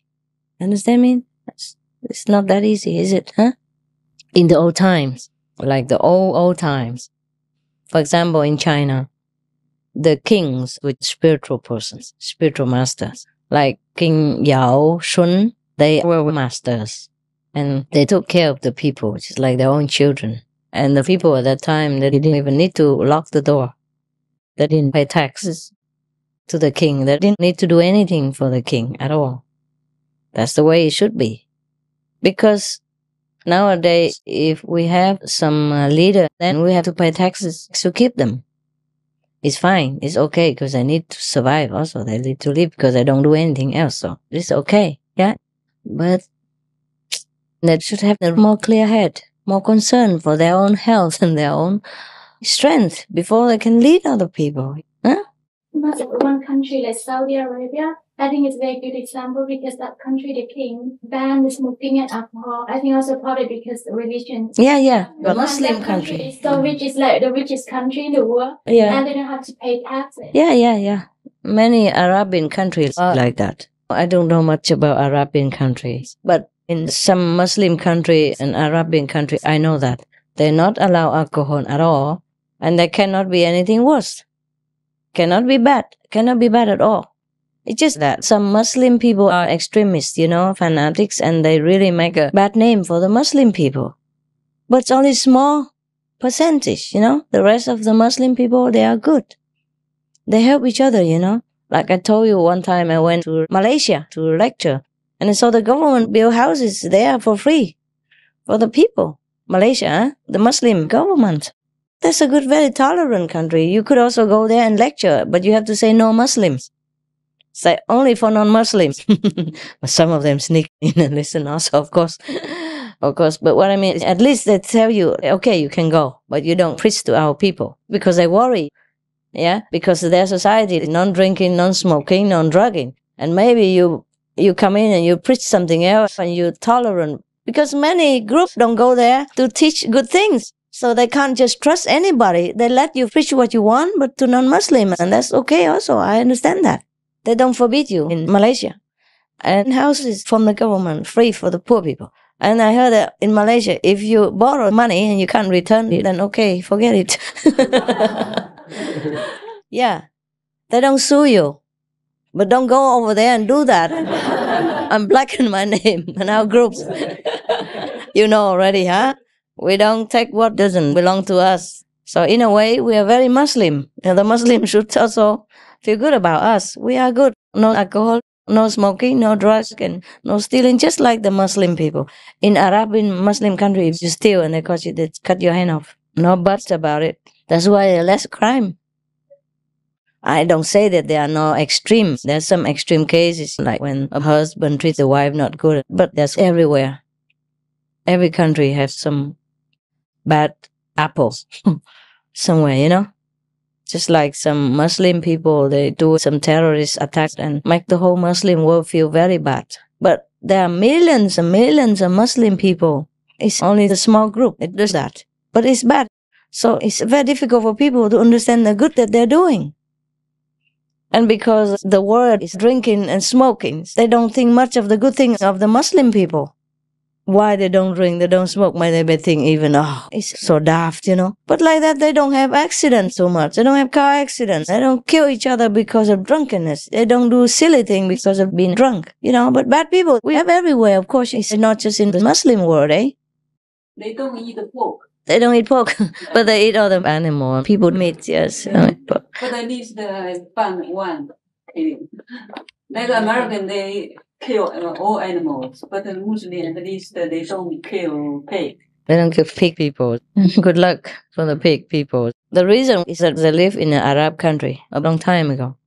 And the pig people are always, you know, living in the dirt, and it doesn't look like a very clean animal person. And it easily breeds diseases. So the Prophet at that time told people don't eat pork. Yeah. The same with having many wives. In Prophet Muhammad's time, many young able men have to fight to defend the group. At that time, they would have been harassed, you know, of course, like any master. Any new revival of the old teachings has been opposed since time immemorial. So, of course, they have to practice and defend. At the same time, they didn't go out and kill. But if people came, they had to defend. And in the defense, maybe they also kill somebody. By the way, it was self-defense, you understand? Yeah, it's not necessary that they wanted to kill people at that time. But in self-defense, sometimes it happened, yeah? So, and then they say that whoever dies, you know, is killed because of protecting their religion, then they go to heaven. And that is, of course, like that. Yeah? But they did not intend to kill. The Quran never tells anyone to kill anybody anyway, you know? For example, like that. And now some extremist people use that because of ignorance. They use that to go and kill and blast themselves and blast everybody else, kill everyone else that's nearby. You understand me? Because of misunderstanding of the Prophet's teaching. Yeah? Okay, that's one thing. And of course, all the young and able fathers have to defend. And in the act of defending and protecting their group, they died. They died. So the widows of your brothers were taken care of by the one still alive. So you take as many widows as you can support. And you have to give them equal things. That's the Muslim law. If you take 4 wives, you have to give all 4 wives the same things. I mean, similar things, not like one has more and the other have less. Only then can you take 4 wives. That was because at that time they had to defend themselves and had to hide away, had to run many times. Yeah? So many men died. And of course, as a surviving brother, you had to take in their widows and their children and take care of them just like your own wife. Not like you go sleep with them or anything. It wasn't like that. Do you understand me? Yeah.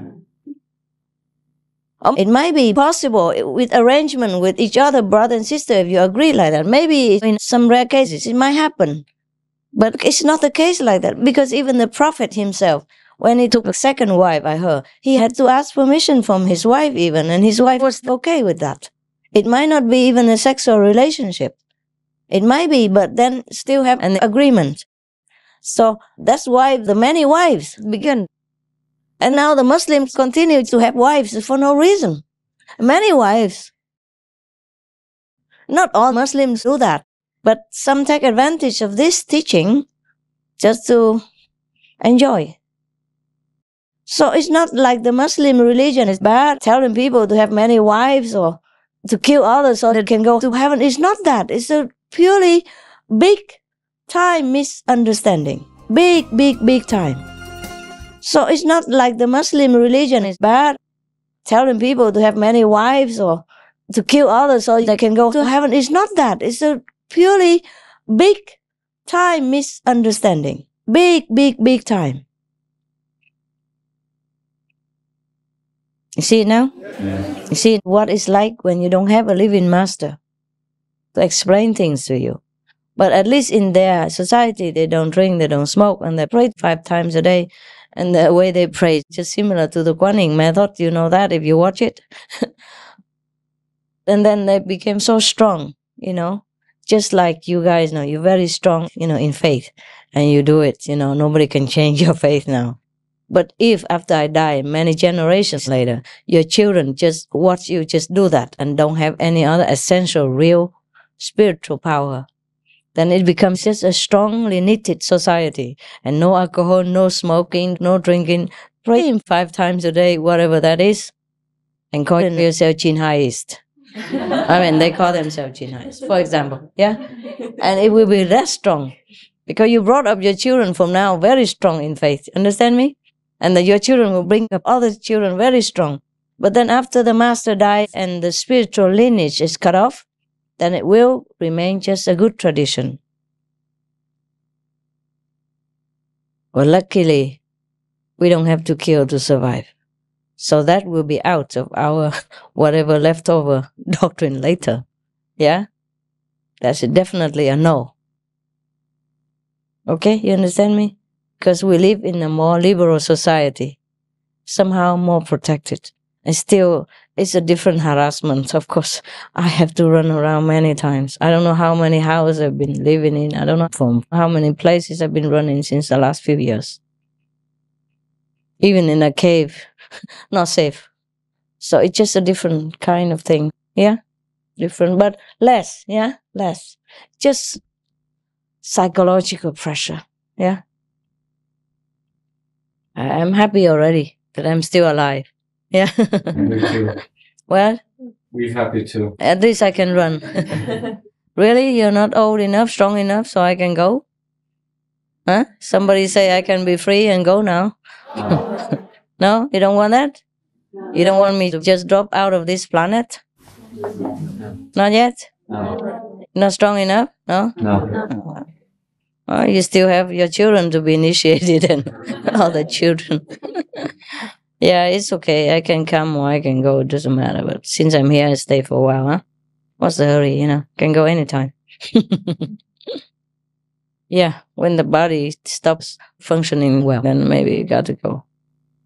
Yeah, what else will we talk about? Huh? What else is there? I feel I'm getting old so quick these days. Yeah, too much pressure in the last few years because the planet evolved so quickly, so much karma to take care of. Not outside, you don't see much, Of course, it affects outside a little bit. More wrinkles than before. But inside it's more, yeah. It doesn't matter, it's okay. My God. My God. It's not easy to escape from the internal pressure. Oh, okay.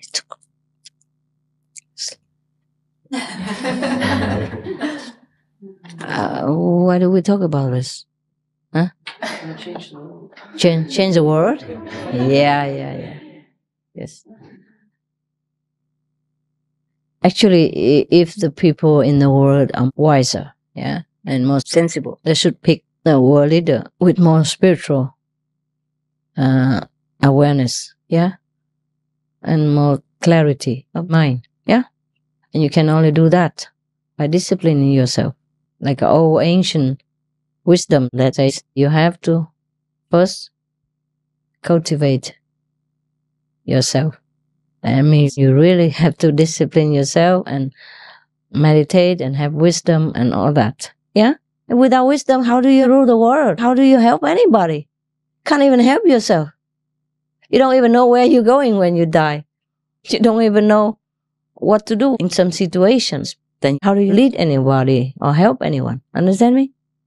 Let alone the whole nation. Okay, so you have to first cultivate yourself, means make yourself wise. By what? Meditation, discipline, right? And you can only do that when you're clear and your body is well. If you're not well, how do you think well? And alcohol makes you worse. Alcohol doesn't make you well. Alcohol and cigarettes make you sick. Everybody knows that. Why are you going to damage yourself when you want to lead the nation? Understand me? So you have to be disciplined, of course, and meditate to calm yourself down, to find the wisdom that is inside you. So cultivate yourself. That's it. And then you can take care of your family. Of course, your children need you. A little kid like that, look at you drinking, smoking all day. How are you going to take care of your family and tell them what to do? When you don't do it? And then even fool around or something. Bad example for kids, Okay, so first, discipline yourself with wisdom and virtue. And then you can take care of the family. That's natural, no? Don't you think so? Yes. So the old ancient wisdom doesn't even forbid you to have a family. Yeah? But cultivate yourself, and then you can take care of the family. Further on, then you can lead the nation. They don't even say lead the nation. They say pacify the world. See? How big that can be, They don't even limit it to a nation. Pacify the world. That is the great power of a cultivated person, spiritually. A wise person. See? So if the world is really wise and woken up, they would have chosen their leader more carefully. But the problem is there are not too many leaders to choose from. So they choose whatever looks like in the movies, Tough guy. Talk big, Act like has no fear. Act, a little aggressive would be better. Action, That's a problem. But a spiritual person, if he steps out and wants to lead the world or help the world, then they will label him, an ambitious guy. He's not a real spiritual person. He's a fake. And then he immediately drowns. Or even worse, goes in prison, with a bad label and black a name and anything, If the government is powerful enough, they can frame you. Yeah? All your good intentions go to nothing. I've seen some examples. I don't want to mention who and where.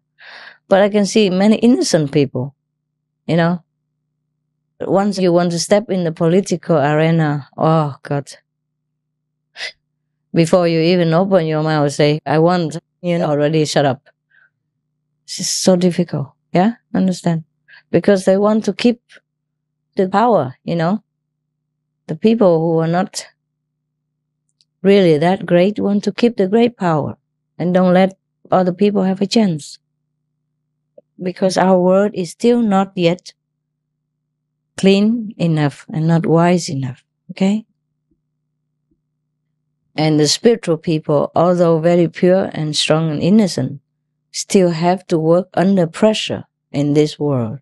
I know that. My own example. You understand? They will pick any little thing and label you. Make you look like a criminal. Oh yeah, they could really make you look like a criminal. Who is there to talk?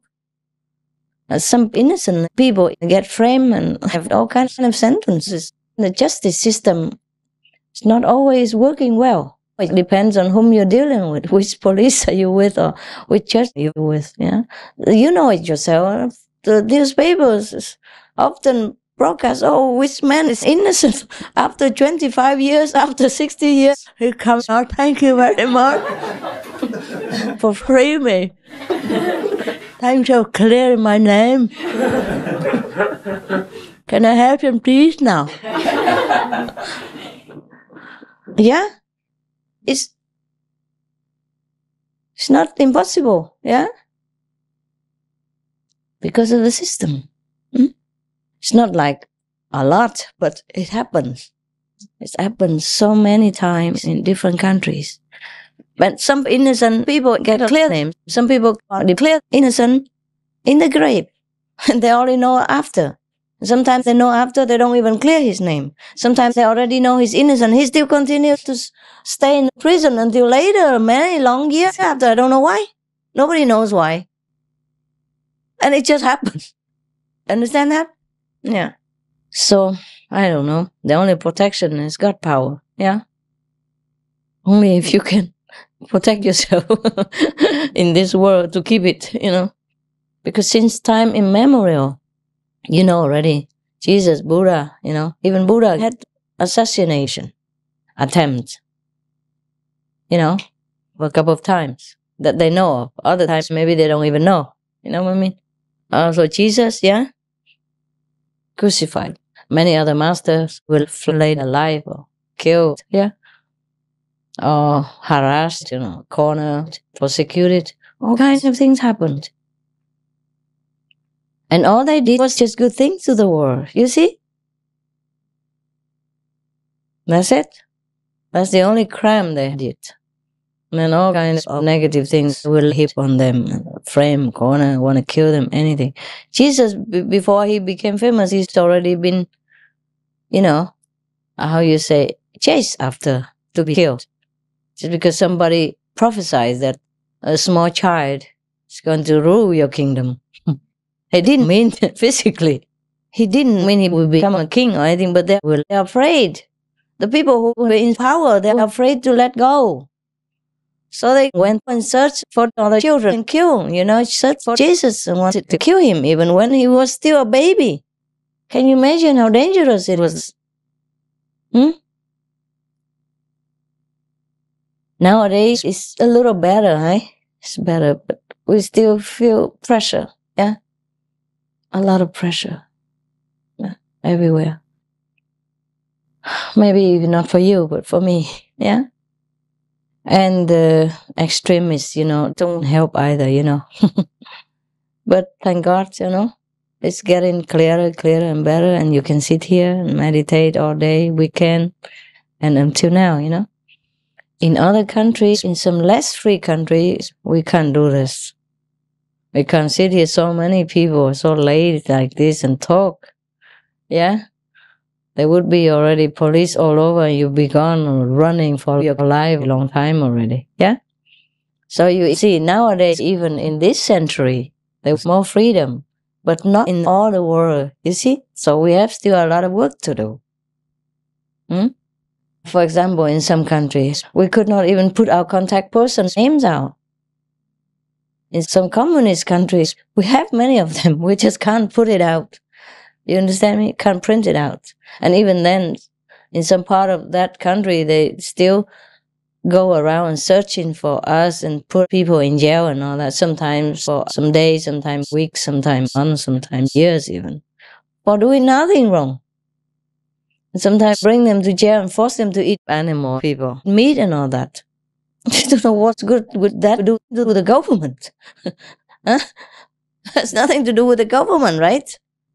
Well, why is that they have to force them to eat animal people, meat?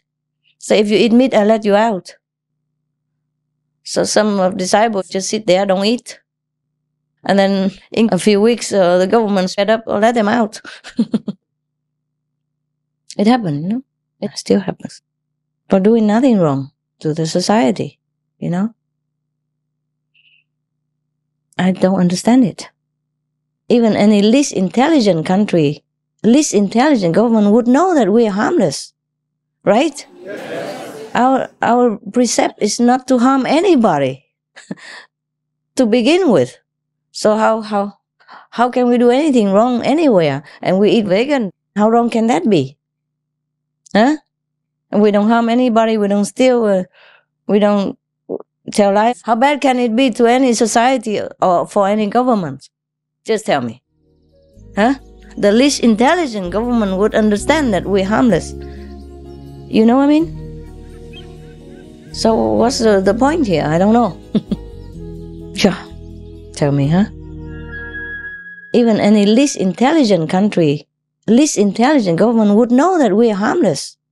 Right? Yes. Our precept is not to harm anybody to begin with. So How can we do anything wrong anywhere? And we eat vegan. How wrong can that be? Huh? And we don't harm anybody. We don't steal. We don't tell lies. How bad can it be to any society or for any government? Just tell me. Huh? The least intelligent government would understand that we're harmless. So what's the point here? I don't know. Sure. Tell me, huh? Just because we're different. Or maybe we are too good to be true. Too good to be true. We're different. Fine. Yeah, we're different. But it's very easy to find out what we're doing and if we are good or not. It's easy. Even the least intelligent people can understand that. Yeah? Just look at the books. Yeah? Watch the DVDs. Confiscate them even. Just take it in and go and have a look at what we have done. Nothing. Yeah? We don't even do anything against the government. We don't have arms. Yeah? We don't arm ourselves with anything. So I don't understand how can it be a threat to any government. Any even. Yeah? I don't understand that. I suppose any good government would like to keep his subjects healthy, happy, intelligent, no? And that's the aim of any leader of the government, no? So if anybody helps the government to do that, then they should be the friends of the government, right? And we are friends of the government because we keep the society sober, clean, morally high, yeah? By making an example and spreading this example or keep giving people teachings to do just that. It doesn't. The government always say, any government say, oh, we want to keep our people safe. We want to keep our people in peace. We want to keep our people clean, happy, and crime-free. No? We are doing just that to help the government. So I don't understand any government who will stamp us out and try to pressure us or hunt around or make trouble or jail our people. That I don't understand. Do you? The government should give us an award, you know. Any government. Oh, you're doing good. You're helping us. Free of charge even. They don't even have to pay us. Yeah? You know, any government have to pay their police, the army to suppress crime, suppress the criminals, protect the people. We are doing just that without getting paid. Without clashing with the police. Without harming anyone. Without having any weapons to harm anyone to begin with. So how can we be bad? How can any government, you know, not recognize this and harass us? So we are still backward. Of course, but God doesn't hold a grudge against anyone. So He's still helping everybody to go up, up, up. Yeah? But there's still some, you know, beings who are still not elevated. And some of them sit in the government leadership. That's the problem.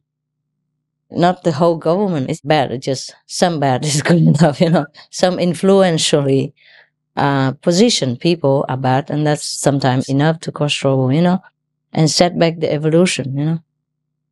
I mean, to slow it down. Otherwise, imagine if everybody just does what we do. Vegan, no alcohol, no drugs, no cigarettes. We'll be so clean, more healthy, save a lot of money. And everybody would be happy. We'll have a good house, good car, good health, good family, good example for the children in the school. Nothing happens anymore. Yeah, less. Because let's face it, sometimes the children are not taught well at home. So they go into school, they become a bully. Because they have bad example at home. Maybe father is wrong every day and beats up the family. So he learned from that, or he's frustrated. Yeah? Because maybe father is drunk and then dies or kills somebody, goes in jail, and then he's alone with mother only and frustrated. So he has to defend himself, grow up aggressive, because that's the only way he knows how to rule and become a bully. Because the family doesn't make a good example.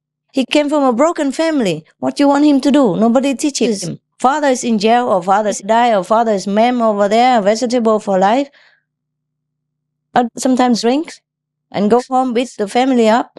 or die because of alcohol, then the kid doesn't know what to do. So he grows defensive, and it works. Because some weak kids are scared, and then that's how he grows into aggressiveness and become a bully. See? So if we take away alcohol and all that meat and cigarettes, then family will be much better already. And school will be a better place. So it affects everything. The effect of a clean life is really big. It's not just for one person or one family. It affects the whole society.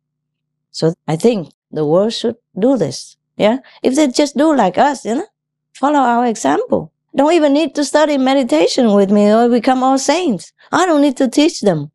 They don't need to come see me. All they do is just live a clean life. Yeah? And pray to God even. But their virtues, their good life, will affect the whole world, and the whole world will be a paradise already. No need for me. No need for me. Why doesn't the world see this?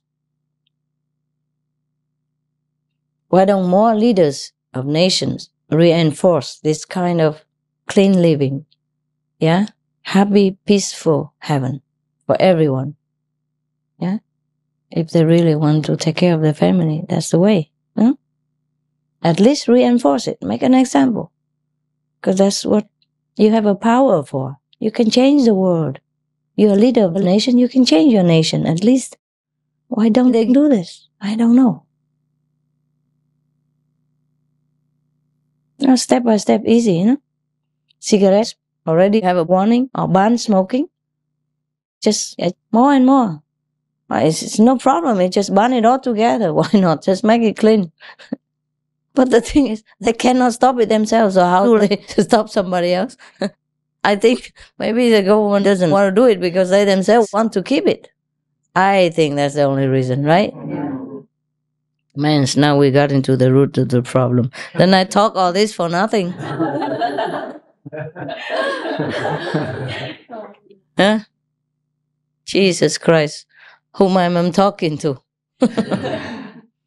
Well, at least we can hope and dream about the clean society, no? The things that the government of the world should do, Then maybe they will do it. Yeah? It's already inching, right? Cigarette banning is already a very good effort.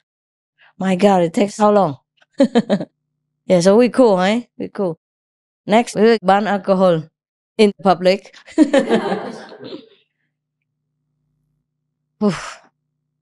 It's useless, huh? You ban in public, do it at home. What's the use? I don't know why they give up on banning alcohol to begin with. In the beginning, only small breweries, private, quiet, and discreet. Under pressure, they don't do much, Instead, they put pressure on us, good people like us, watching us like hawks, making trouble and bureaucracy and all that. Why don't they put pressure on the bad guys, the one who harm society? That's the thing. Why use energy in the wrong direction? All this power, rules, and laws should be reinforced for the things that are harmful to people. Yeah? Instead of the people who do good things. My God. Okay. We shall be patient. God. When it comes to think about it, who is leading the nation, you get a little scared.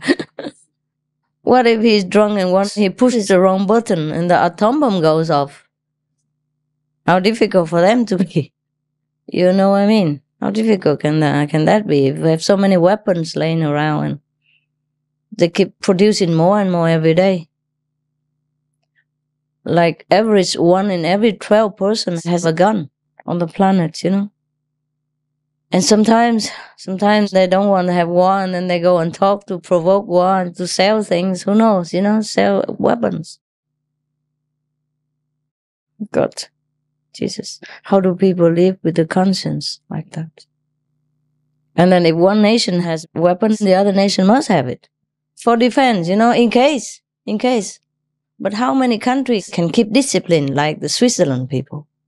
You see what I mean? They really educate their people and they keep it that way. They stay neutral.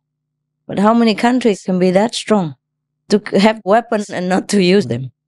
How many countries can be that disciplined to have weapons just to scare away the aggressor? You know, just like how many dog people bark and don't go bite. Some dog people, they just bark so that you don't go near, but they don't bite you. It's like you have weapons, but you have enough discipline, enough education, enough morals to keep it. You know, then okay, keep it just for self-defense in case, so that people don't come and invade your country, but don't use it. You know what I mean? It's very difficult, isn't it? Because there are always some nations who might want to try. That's the trouble. Yeah. I'm really impressed with Switzerland. Yeah, at least they're doing that, huh? Doing that. But I still think the root of the problem is drinking, smoking, drugs. Yeah. From there, everything is bad. Because once you lose your mind, you can do anything. You know the story of the Buddha, in the Buddha's time. Somebody says, okay, you keep all the precepts, you know. Don't kill, don't steal, don't commit adultery, don't tell lies, and don't drink. And the man said, I can keep all the four, but don't drink and I can't. And then he drinks and he kills. And tell lies, all kind of things happen because he drinks and is drunk. He was drunk and anybody in his way, he just killed him. Stop him, you know, and he just killed him. Because he lost control already. He didn't know what he was doing anymore. You see what I mean? Oh dear. Okay, we stop it. Too much. Too much so. I just hope in the future the government will do that, you know. At least, first to begin with, you know, write a warning on the alcohol.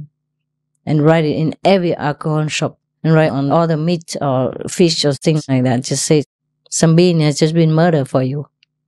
At least to tell them the truth like that. Tell people so they have a choice, you know what I mean? Because people don't know about it. They know that they eat meat, but they keep eating it every day, they don't even think. But if you make them know that this is a choice they make, then they might think. Maybe not enforcing like you have to be vegan, but give people the knowledge. Just say, I don't force you to eat vegan, right? But I give you the knowledge of why you should be vegan. There's an alternative and you still stay alive, you don't have to kill. Then you choose, you see? Because you know it's a wise choice. But you have the knowledge to choose it. The masses out there, nobody teaches him anything. And advertise the good meat that makes you strong and all that kind of stuff. It's all lies. Okay, stop. Thank you. Okay, we meditate, huh? Soaring high above all skies, soaring high through heaven's high. Oh, my king, my heart's aflame. Oh, my king, as fresh as rain.